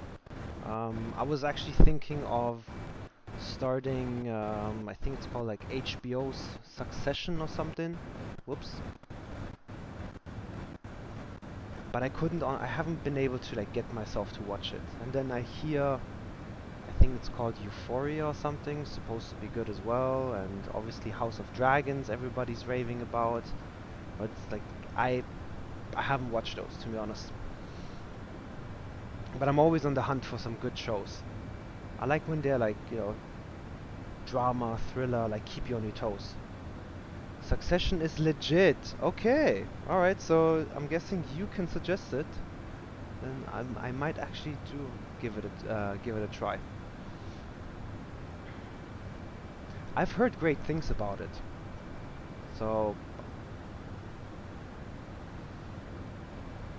I'll check it out. So we got to taxi, like, terminals at the end of the runway anyway, so we'll do auto brakes low. See if the wind changed. Yo, did you ever watch The Office? I wonder, like, usually, you know, by telling me if you like or dislike The Office, I can tell, like, you know, if we have a similar taste in the show.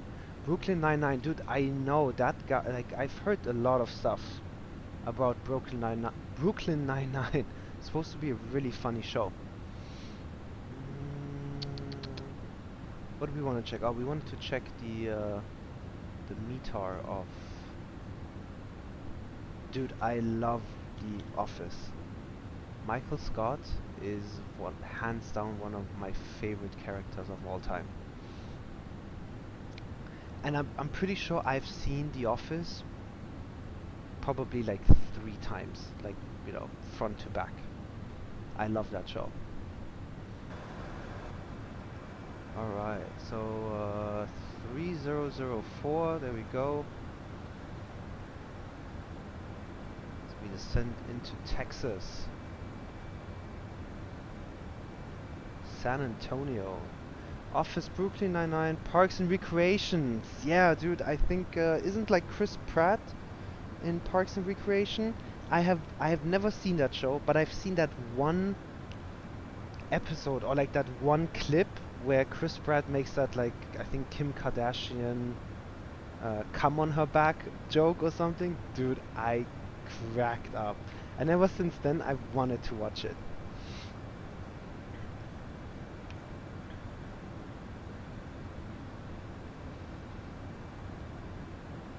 I fuck with comedies. Legit, like I really fuck with comedies. Alright, let's see. 3,200 was our initial fix for the ILS, so we'll set 3,000.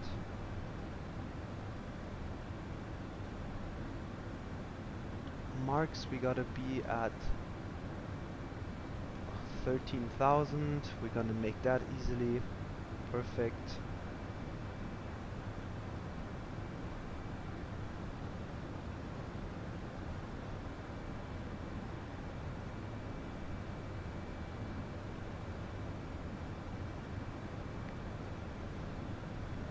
Alright, so by the looks of it, we should see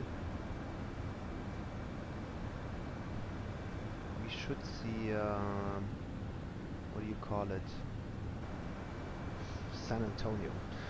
Okay, last question. Would you ever do a stream where you teach the viewers how to legit fly an A320? Legit fly weekly? Wait, what? Legit, I fly weekly and always get nervous. Would love to see a pilot walk through what they're doing and why. Bro, for sure. 100%. Like, I tend to like to do that, like, you know, I like to mix it up where I teach or like show, I wouldn't say teach, but like show you guys what I'm doing, how I'm setting up the plane to fly it. I do, you know, sometimes I wonder if I should, like, you know, change your guys' view to not only the plane, but like actually like when I pull up the charts and stuff as well, so you guys see that, and should be interesting to you guys.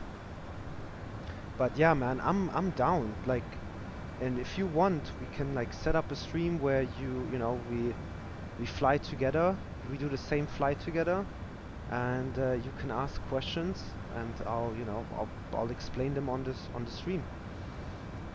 Dude, the Airbus is like one of the easiest planes, in my opinion, to fly. So you have nothing to worry about. That's the beauty about the Airbus. It does a lot for you without you having to like worry about it too much, I want to say.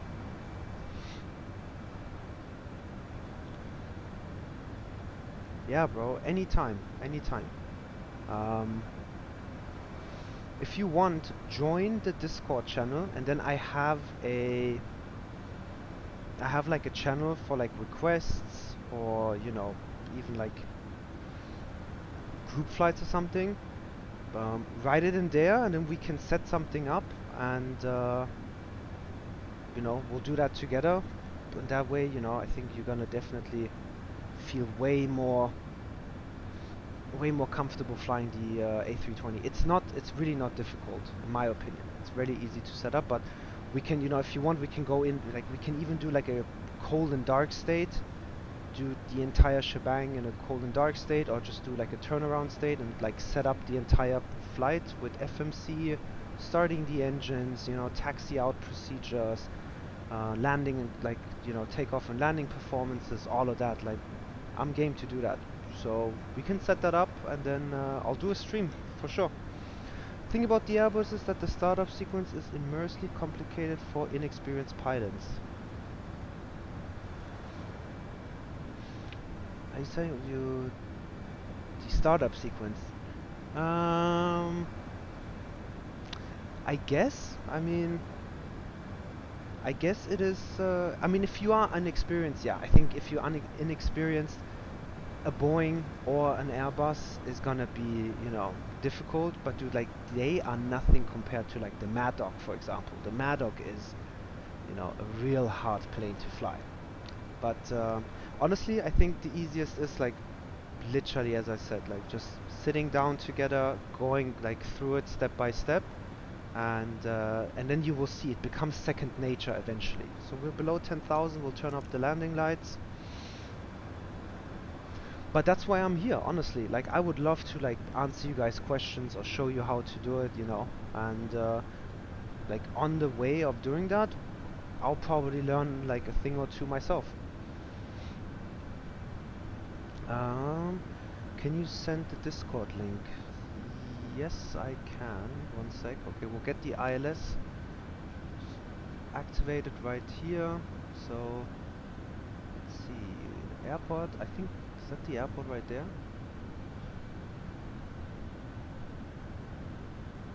I haven't set that up, unfortunately, yet. I would have to, with the bot, for the bot to like set that up.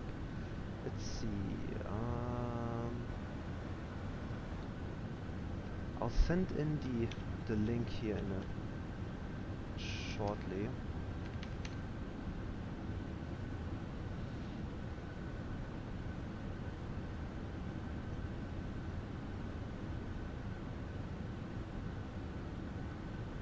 Yo, so if you go, actually, if you go on like on the streaming page right now that you're probably on, in the about section there is a Discord link. If you click that, it will take you to the channel. But if you want, I can just post it one more time into the chat. That way you have it as well. There you go. Yeah, and then just let me know. We'll set something up. It's always good, you know, to set things up, because otherwise, you know, I'll just start streaming and I'll figure out a route that that I think would be interesting to you guys, and I think it's better that's like to just set up something. Alright, there is San Antonio. Fingers crossed, guys, that the frames will hold up and we won't have an issue. Alright, so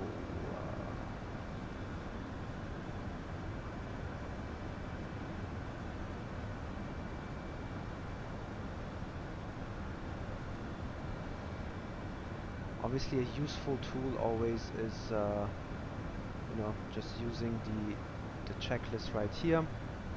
So ecom status is checked. We have the approach type, and runway is 13 right. We're gonna do the ILS 13 right. The minimums are set. Barometer 1010. We're not gonna activate the approach phase yet. We'll do that right here. As you can see, the deacceleration point is over Hasdo. That's when the approach phase is gonna get started. We got the QNH 3004 in here. Auto brakes are set low. Missed approach altitude, will set that after we established on the localizer, and the missed approach altitude will be 3100 EBO. Ecom memo landing no blue. Alright, we'll worry about that as we basically get closer. Alright, looking good. Everything's looking good so far.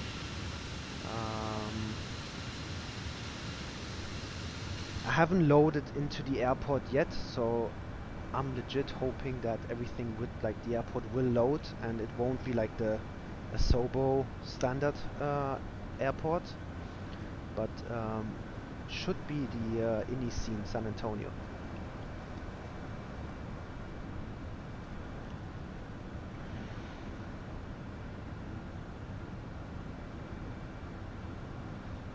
Completely unrelated, but you usually sit in the Discord channel muted. You've done that twice in as many days, so I'm curious. Oh, yo, no, to be honest, I just turn off my mic because otherwise, like, you guys literally hear me twice, like once in the Discord channel and then once on the stream. That's why I do that. Are you on? Oh, you're in the channel. All right, 1 sec here. Yeah, I'll mute myself, but I can hear you, so you can definitely talk to me. Alright, so we are turning for the localizer. So alright, you can hear me, right? Yes, sir. There's an ad playing at the moment, so...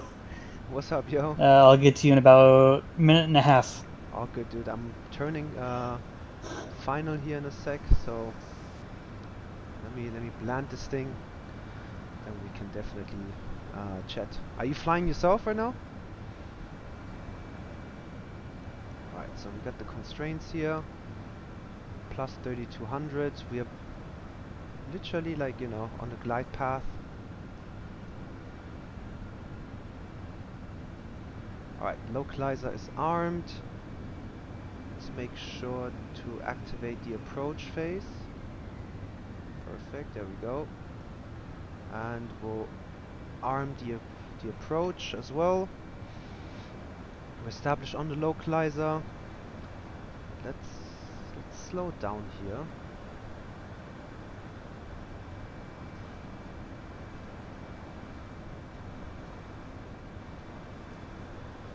And I don't see the airport yet. Alright, there it is. Right in front of us. Perfect. Okay, let's see. We'll just make a call quickly, just in case. San Antonio traffic, Delta 1521 on final runway 13 right, 10 miles out. San Antonio traffic. Alright, there we go. Localizer is captured. We'll go flaps 1. Then assume we'll keep 3000 actually. Yeah, let's go a little bit. We'll go to 20. We'll Alright, so I was gonna say we'll dial in 2000, but since we have established on the glide slope, we can go to our missed approached, which is 3200 right there. Perfect. And flaps 2. 9 miles out, 2000 above. So let's get the gear down. We'll arm the spoilers. To San Antonio, right? Or are you flying to Houston? Yeah, I'm flying to San Antonio. Literally on approach into San Antonio as we speak. Okay. Alright, so we'll go God, I'm 3. very loud. I'll turn my stuff down for you. Oh good, I hear you loud and clear. Gotta love Microsoft Flight Simulator, look at that. Beautiful with the trees. It's very loud on the stream, so I just wanted to make sure the levels were correct. Oh yeah, the stream can hear you as well. I completely forgot about that. Yeah, let me know, otherwise I can adjust it here in the OBS as well. Alright, so 1300. Yeah, I'm very, very loud. Okay, 1 sec. Which one is it? Oh, right there. I think it should be better to say something. I did turn you down, so I think. Yeah, I think you should be better now. Alright, let's do this. 1000. Most beautiful sound in all of aviation. There we go, and let's land this thing. Hopefully we won't flare too much.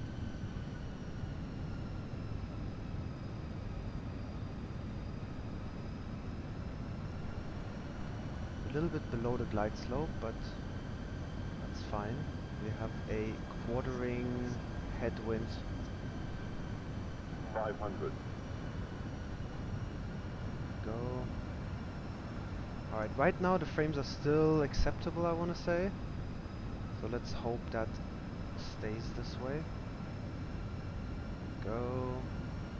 400. A little bit below the glide slope. 300. Oh yeah, okay. Now the frames are definitely starting to get a little bit worse. It's getting a little bit stuttery. Light slope. 200. Lord, you land yet, kid? We're about to land, my friend. 100. 1 sec. Be right back with you guys. There we go. 50. 40. 30. 20. Retard. 10.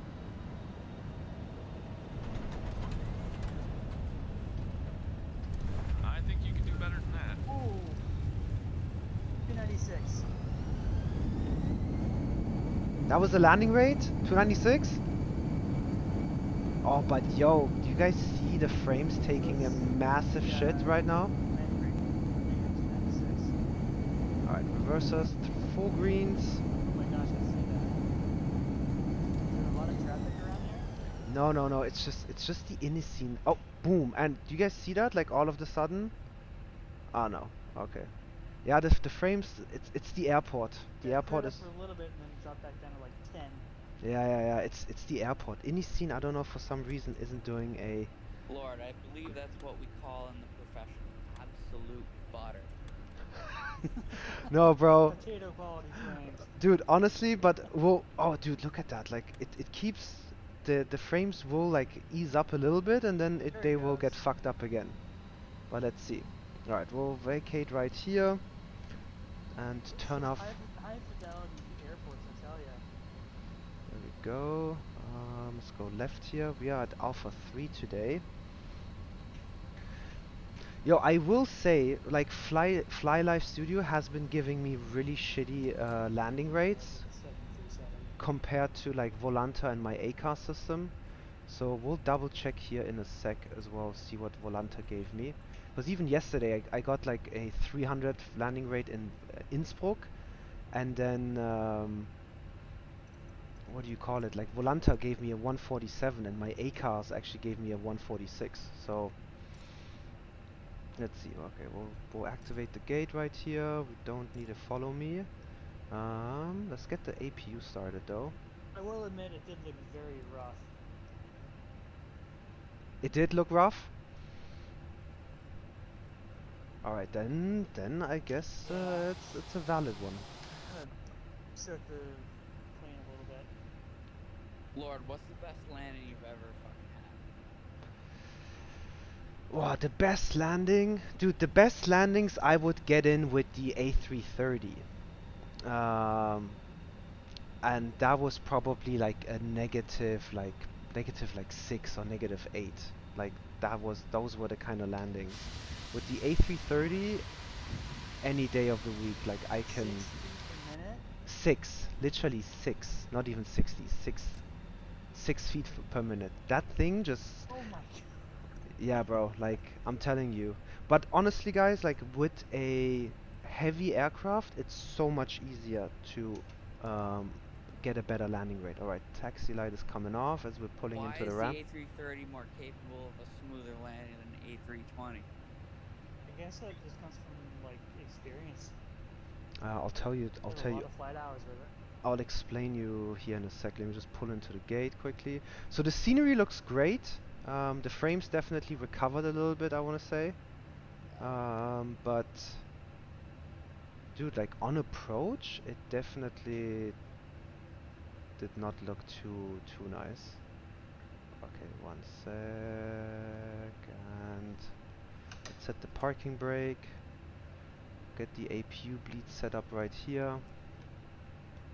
And let's turn off the engines. Perfect.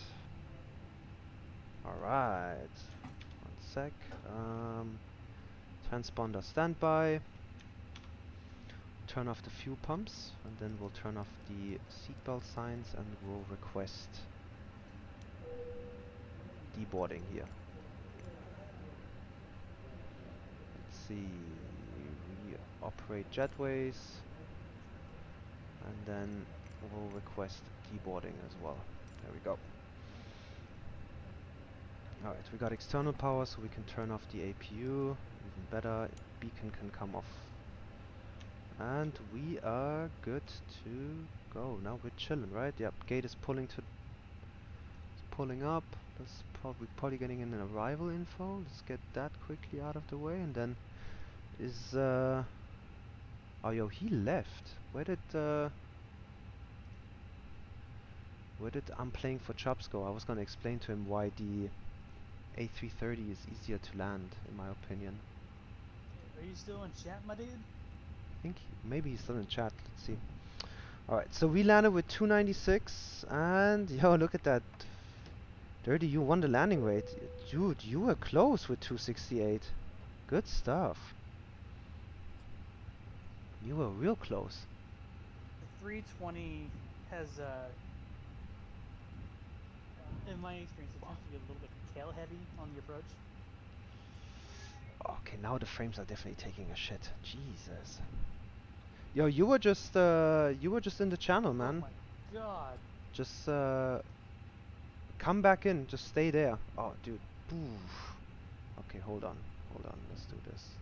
See if we can. Oh my god, that frames. Ugh. This is. You would restart flight sim for that. That's ridiculous. Dude, that looks horrible. I feel like now that we activated GSX, it's taken. I'm getting really quiet. Let me just turn myself back up a little bit. Alright, let's go. Mic check.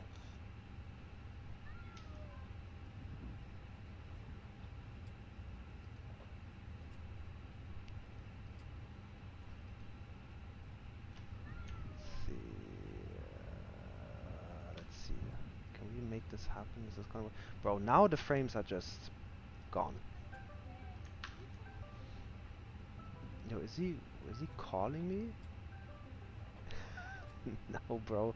Don't call me. Here, I'll invite you to the. Let's see. I'll invite you to the channel one more time. Where did he go? Where is he? This guy's calling you on Facebook? No, he's calling me on Discord. Oh, there he is. There he is. Yo. All right. Stay right here. You're good right here.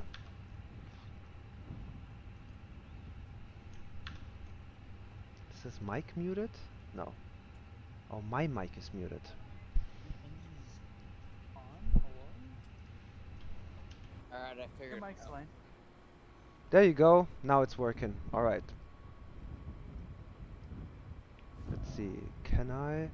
Yeah. Oh Lord, you were thinking about bailing on a second trip tonight. Are you still going?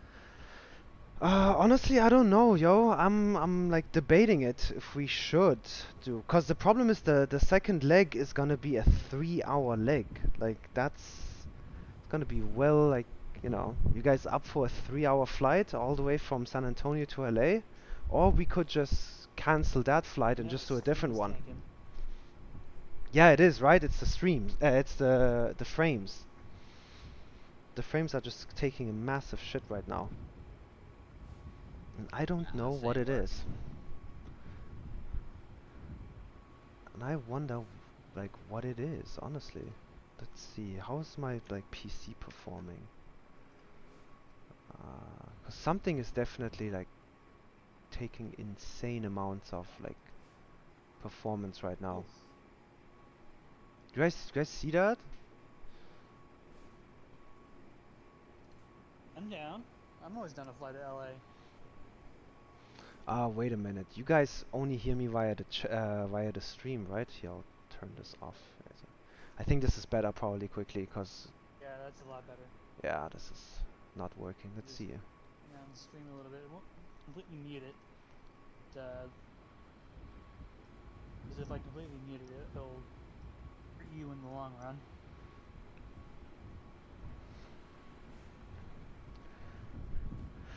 Yeah, so that sucks. It's still heavy on the frames. It's just that airport. It's Iniscene, to be honest. I think they just, like, the way they make airports is probably, like, not the best, honestly. I remember, Yeah, like, it's very Heathrow easy. having a lot of issues as well, which they developed and then they kept updating it. I will say though, like, if I depart out of, like, London Heathrow or, like, LA, for example, no issue. Like, no issue on the frames. It's more when you arrive for some reason, and then always on short final, like, it starts to take a shit. Like today, thank God it, like, you know, didn't fuck up until we kind of were, like, on the rollout. But at one moment it was really bad.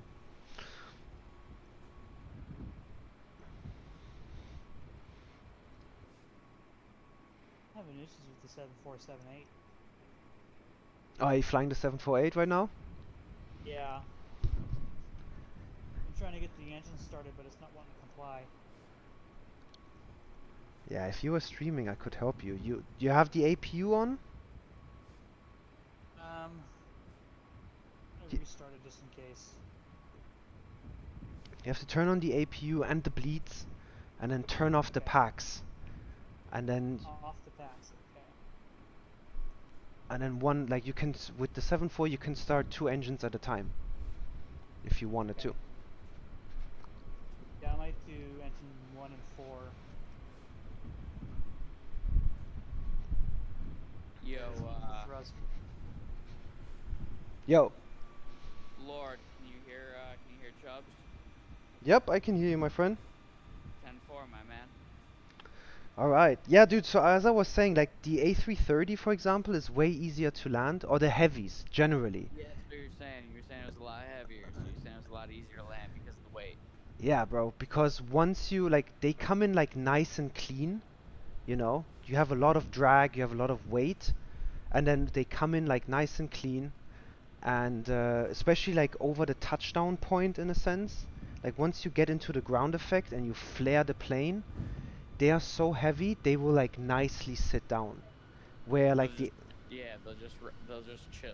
Exactly, basically. yeah. As soon as you take out the power, you know, you can, like, small little inputs, you can just, like, slightly hold the nose up, like, do a little bit of, like, pulling on the stick, and it will sit down on its own. Where, like, the A320 and the 7.3, in my opinion at least, and that gets even worse if you fly, like, jets, for example. Like, I flew the Honda jet last night. You gotta, like, you gotta really, like, push the nose down a little bit. You either gotta, like, start pulling back on the stick, like, very late, because once you hit ground effect, you're just chilling. You're just like, the plane will float in ground effect and keep going until it depletes all the airspeed, and then once it depletes all the airspeed, it's gonna stall, literally, like, onto the runway. And that's how you get a bad landing rate, like, as well. That makes a lot of sense. You also get that kind of landing when you're used to flying either the heavies or light general aviation aircraft. What I've been doing, I've been switching between 7.4 and the King Air.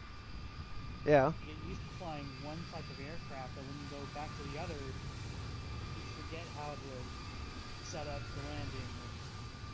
Like getting 300 per minute or so much, or you break the landing gear on impact. That's no bueno. Yeah, no. That is definitely no bueno right there, my friend. But yeah, it is true. Like, for example, before I switched to Microsoft Flight Simulator, I was pretty much only flying the heavies. Like, you know, 7.4, 777, A330. So, and fun, like, I would still fly the, like, 7.3 or the A320, like, here and there as well. But I always, for the majority of the time, I always get better landing rates in the heavies. And for some reason, like, my landing rates in, like, the 7.3, if it's prepared, if it's X-Plane, or if it's, like, Microsoft Flight, it's always the same. It always ranges between, like, the 100 and 300 level. Some days you have good days, some days you have kind of like shit days in a sense. Let's see. Okay. Oh, so there's the Delta pulling up. He flew from LA. This is important to the stream. 10 different Jack Daniels nets in one cross-country flight. Doable or not? We're not on a flying aircraft. Not flying. Passenger Lord. You mean like 10 of those small little like Jack Daniel bottles, right? The little nifty. Basically one shot. Yeah, dude. I think it's like on a you said on a 6-hour flight, right? Like easy. 6-hour flight, no doubt. Easy. Easy. Yeah, dude, we're gonna do that event. Like we're gonna set something up eventually, and then we'll do on a weekend or something. We'll do some drinking and some VATSIM flying, and that's gonna be hilarious, yo. Alright, you gotta watch the episode of Always Sunny where the gang chases Bob, and then we'll use that as the framework for your weekend stream. I'll watch that. Yeah. So tell me again, which one was it though? It's called the gang chases Boggs, and basically they fly across country and try to drink like 65 beers or something like that. That sounds peak Louisiana. Oh yeah, it's a great episode. It's one of the greatest episodes of television history, in my opinion. But you gotta watch it as an aviation expert. You gotta watch it. I'll check it out, and then we'll do the challenge. Come up with our own rules. Exactly. We'll start a flight. Something I would suggest for that event, do that an aircraft that doesn't have autopilot. Oh, like make it more interesting, huh? Yes. Little takeoff and landing challenge. Oh yeah, well we can do that. We can actually mix it up. We can like fly an airliner somewhere where it's like where it could be like an interesting approach and departure, and then right there we'll switch into like little Cessnas or something and try to like hand fly those. There you go. I'm game. Yeah, dude. Barrel rolls. And on the way there, After 10 Jack Daniels snips. we'll get drunk on the way there, and then we already have to land the airliner kind of being drunk. And there we go. And you're not allowed to use auto land. You have to like literally like. Have to fly it in by hand. Yes, sir. 100%. I'm down. We'll do that one of these weekends. I'm still trying to get aviation tips from Pilot Lord over here. So I think you guys would probably school me in that particular arena. Yeah, I'm still a newbie too. So I mean, we'll be learning together. Yeah, maybe we can even do that night.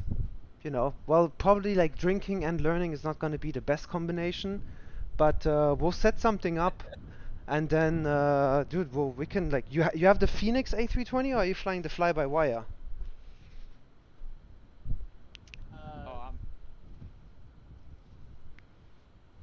Yeah, the stock A320, right?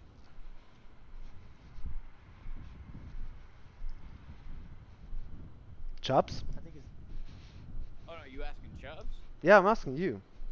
Oh no, sir. I have not even attempted to fly yet. This is straight up like I'm coming into the channel trying to learn, my friend. So no, there's no specific type of plane that I'm flying right now. Oh, so this is gonna be your first time. I see. Okay. Oh yeah, big time. I mean, that's not too far from how I started. My first flight in Microsoft flights. I'm not sure if I told you this, Lloyd. My first flight was in the 748 from San Francisco to London, Heathrow. Kind of a that long was flight. interesting. Yeah. Where did you fly? Say that again. From San Francisco to Heathrow. Damn, dude, that's a long ass flight. Did you like time accelerate it? 15 hours. direct. 15 hours direct VFR.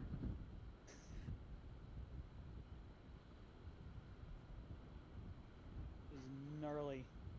About just Lord, what equipment you fly, kid? Huh? What equipment you fly, Lord? Real life.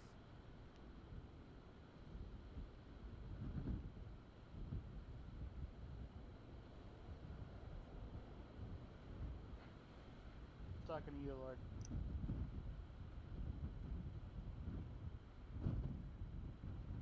Hey, you got me, bro. But we might have lost Lord. Alright, sorry about that, guys. Had a phone call. Yo, what were you, you asked me something, right? He was asking what planes you fly in real life. What equipment you're flying in real life. Oh, I'm flying a DA40 and DA42. Word. So Diamond. Diamonds are good. They're alright. I can't wait to, like, you know, Very upgrade. stable, very fuel efficient. Just too slow, my friend. They're just way too slow. Is it based off of hours that requires you to upgrade? Well, I wouldn't say it's ours. Like, I mean, you know, the next step. Like, I'm in my flight school. That's currently what I'm flying. I could, you know, eventually, like, I'm hoping when I have enough hours, I'll go to the airlines and then I'll get to fly like better planes. In my flight school, we have a DA62 and a Citation Mustang as well. But yo, those hourly rates are just like through the roof, and I'm not trying to fuck with that, dude. That's gonna make me a poor man if I try to fly those planes. So you whip a bunch. You whip a bunch of like 320s. Like that's what you do on the stream. Like you're a 320 guy, right? Nah, I fly all kinds of flying. I fly all kinds of plane, honestly. Like you, I flew the Honda Jet yesterday. I fly the I mostly fly the 7.3 and the A320, I want to say. But we're just always trying to fly something new and learn, like, you know, learn a new plane. That's why, like, these past few days we've been flying the Honda Jet, trying to familiarize myself with it and like kind of like, you know, show you guys how to fly it. And then as soon as we get some new airplanes into Microsoft Flight Simulator, then we'll fuck with those. Hell yeah. Well, there's always mods. If you ever want to try something new. Last I checked, there was a lot of there was an old DC7, DC8 that just came out. Yeah, you're a DC kind of fan, my friend, I'm a right? Douglas guy, yep. Yeah, bro, then, I mean, then you should definitely check out the DC6. I think it's even out for Xbox. Quad engine radial, right? Yeah, yeah. I'm a sucker for old school radials.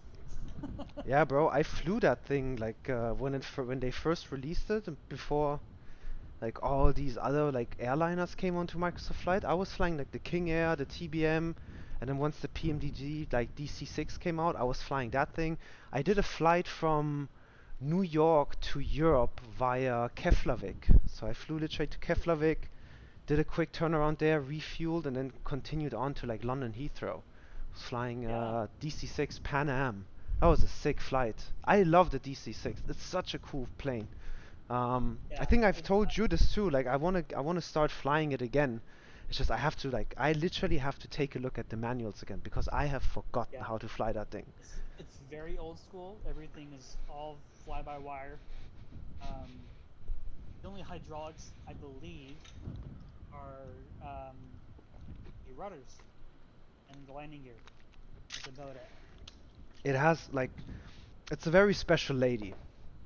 It has a lot of quirks and stuff like that. I think if I'm not mistaken, like around like 16,000 feet, you gotta stop your climb. You gotta, you know, like change certain settings in the on the overhead and like the engine management. Then you can climb to a higher level, all that good stuff. So. Same with the DC3. That was smaller, a little bit older. It's the same general concept. Do you know Robert Randazzo, the owner of PMDG? Don't know him. I know of But him. have you heard of him? Yeah, I know of him. Yeah, dude, he flies a DC-3 in real life. Like, he owns one, and he flies that thing, like, all across the US, and I believe he actually even flew that thing across the North Atlantic. Yes, he did. He took off from Atlanta, I think, stopped in New York, refueled, from there to Reykjavik, fueled there, and then straight on to Ireland, and then hopped over to the UK. Yeah, yeah. He's a big, like, DC fan.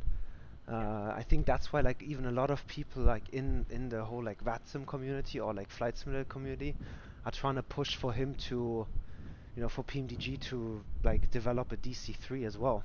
Because that's what he's flying. I would fly the shit out of that if they... It's funny that you're such a big fan of it. That's really cool. You don't get a lot of people who like the old planes that much. But yeah, definitely, like, if you love the DC-3 and you want to fly that kind of a plane, there's not I'm pretty sure it's actually out on Xbox as well. You're not gonna get any other plane out there for Xbox than the PMDG DC-6. That's definitely gonna be worth. The DC-6 is on Xbox yet. Is it The only not? thing that comes close to that is the Chunker JU-26, I think it is. Wait, is it not out yet? I thought it was out on. It might be in development. The thing with Xbox is that you can submit mods to be used on console. It has to be approved by Microsoft and Asobo before it can be released to the public. It's kind of stupid like that, but I digress. Let's see here. Piston. Piston 414 Alpha Whiskey. That one just came out. So they did release it. It's out there, but apparently, like, there is some issues with it.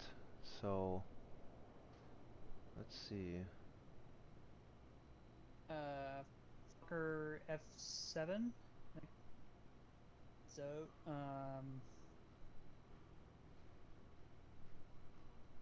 G44 Alpha.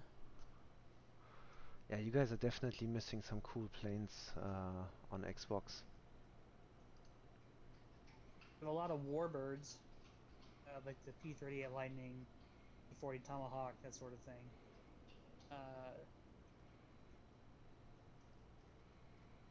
Yeah, then you have no other choice than to move on to. You have to move to PC. You gotta move to PC, bro, because like the rendition of the DC-6 is like straight up, like, you know, the best. Like it's made very, very realistic. So, and I think you're gonna enjoy that. It's a bit difficult to fly, but it's super realistic, and I'm sure you're gonna appreciate that. That's the beauty of like PMDG. They always make like really great planes that, you know, come very close to real life. Yeah. Lord, what's the biggest equipment you've ever flown on simulator? On a simulator, I want to say A380. On MS, sorry, yeah. Oh, Microsoft Flight, you mean? Yep. I want to say it's the Headwind A330 Neo. That's probably the biggest one. Big. 7.4 is that's big. It's big. 7.4 is you know, is the queen, honestly, but I was never like I think I loaded into it once at the very beginning of Microsoft Flight, and that thing basically like didn't do things the way it's supposed to do, and that's why like I don't fuck with these like you know, planes that are not realistic or that are not able to do certain things that you would expect it to do. Right. Yeah, right. That's one of the big things that really disappoints me about the stock aircraft in Microsoft Flight Sim. The A320 has a lot of has a lot of potential. There's also to 1,000 buttons and switches that are not operable. And Yeah. it's annoying. Yeah. Is that within MS or in real life? MS. Yeah. So, word. What's up, Ooh, yo? a Beechcraft Model 18. That would be awesome to fly with. What up, Chops? Well, if you can't beat the clown, how you gonna beat Shooter McGavin?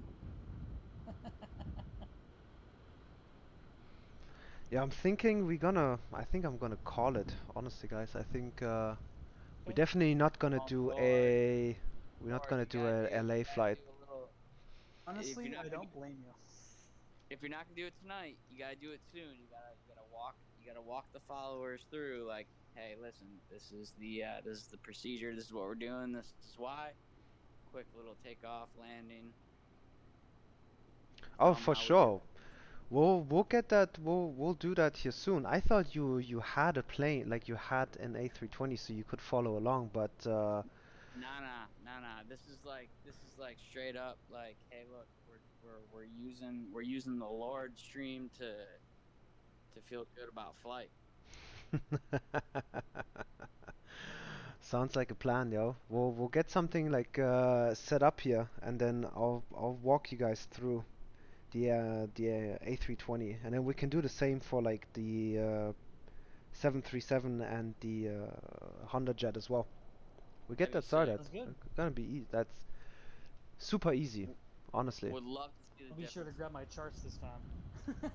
For sure, bro. I think, Lord, At least you're learning. I think it's very important to just let the followers know that 10 nips of Jack Daniels on a cross-country flight, very doable. Very doable.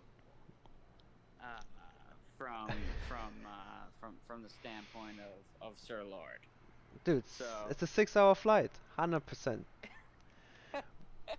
Dude, the day will come where I will fly real life as a passenger from the east to the west coast, and I'll film it.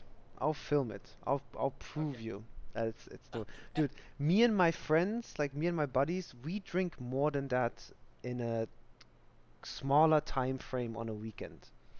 So I'll tell you guys, like, it's not that difficult. Those little 10 bottles, what are they? Like the little tiny bottles, what are they? Like 0.1? Oh yeah, they get you. Yeah. They're I don't know what they are, but they're they're very much so the equivalent of one shot. Oh, so it's 10 shots, right? Yeah, easy. Easy, bro.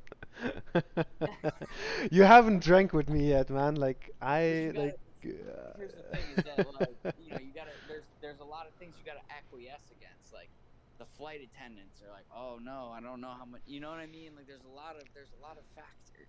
You definitely run the risk of them cutting you off, though. Definitely. 100%. But this is where you put where you get your girlfriend to sit right next to you, and you always order for two, and then hers just magically disappears. You just stow it away, and then because I literally think, like, after the fourth or fifth one, they probably will be like, listen, I think you had enough. That's right. I wonder if they have a maximum they're allowed to, like, serve. Now, back in the day, you used to be able to take as many as you wanted onto the plane, as long as it was in a clear baggie. Nowadays, they're looking at that as a federal crime. Yeah, you can't take anything on the plane, right? You're not allowed to. That's right. So now you gotta take it on. You gotta make sure that you are taking the appropriate branding onto the plane, that they have the same branding, and that'll help you. That'll help you is my only point. But 10 is a good pull, man. 10 is a good pull across flight. I don't care who you are. That's a good pull. 6 hours or not. I think it's doable. We'll definitely, like, test that out here. When we do that stream, when we when we do that stream, we'll take a little bit more than that every hour, and then we'll see how, you know, and then we're still flying. So I think that's gonna be cool. I'm gonna try and set something up. You're probably gonna have a better landing rating than normal. Bro, I wouldn't even be surprised. I do a lot of things even better when I'm drunk than when I'm sober. Alright, Lord, you're hanging it up for tonight, my man. Well, listen, we appreciate you and your stream, man. You've done a lot for a lot of people, man. So we're looking forward to you keeping this up. For sure, yo. Hey, I appreciate you like checking out the stream, coming in, chatting, and definitely coming into the Discord as well, and just chatting with me and Dirty over here. Yo, Dirty. By the way, I have been calling you Dirty from day one. But I mean, like yours is you're Dirty Phoenix. Do you want me to change it to Phoenix, or do you want me to like keep calling you Dirty? You prefer to call me. I don't care. Alright, then Dirty it is, bro. Dirty Phoenix. Anybody can choose either section. It's fine. Then Dirty it is, man. Alright, yo, Chops, it's nice to meet you, man. I hope to see you around again, and we'll definitely set something up. Just hit me up. We'll make some guest appearances for sure. Sounds definitely like a plan. And then we'll set something up. We'll do the Airbus flight. Just send out the bat signals. Just be like, yo, like this is the Chubbs Memorial 6-hour flight. Who can drink the most amount of fucking shots in this period of time? And I'll be there. I tell you, just send out the bat signal. We'll do, yo. We'll do. And you better drink too when we get that flight started. Oh, you better believe. Oh, you better. I'm not saying it's not doable. I'm just saying that, you know, I got my wife, and like, you know, if I were on a plane at the same time, and I ordered 10 nips of Jack Daniels, I would probably be in a little bit of trouble. Yeah, I can see that. Lightweight.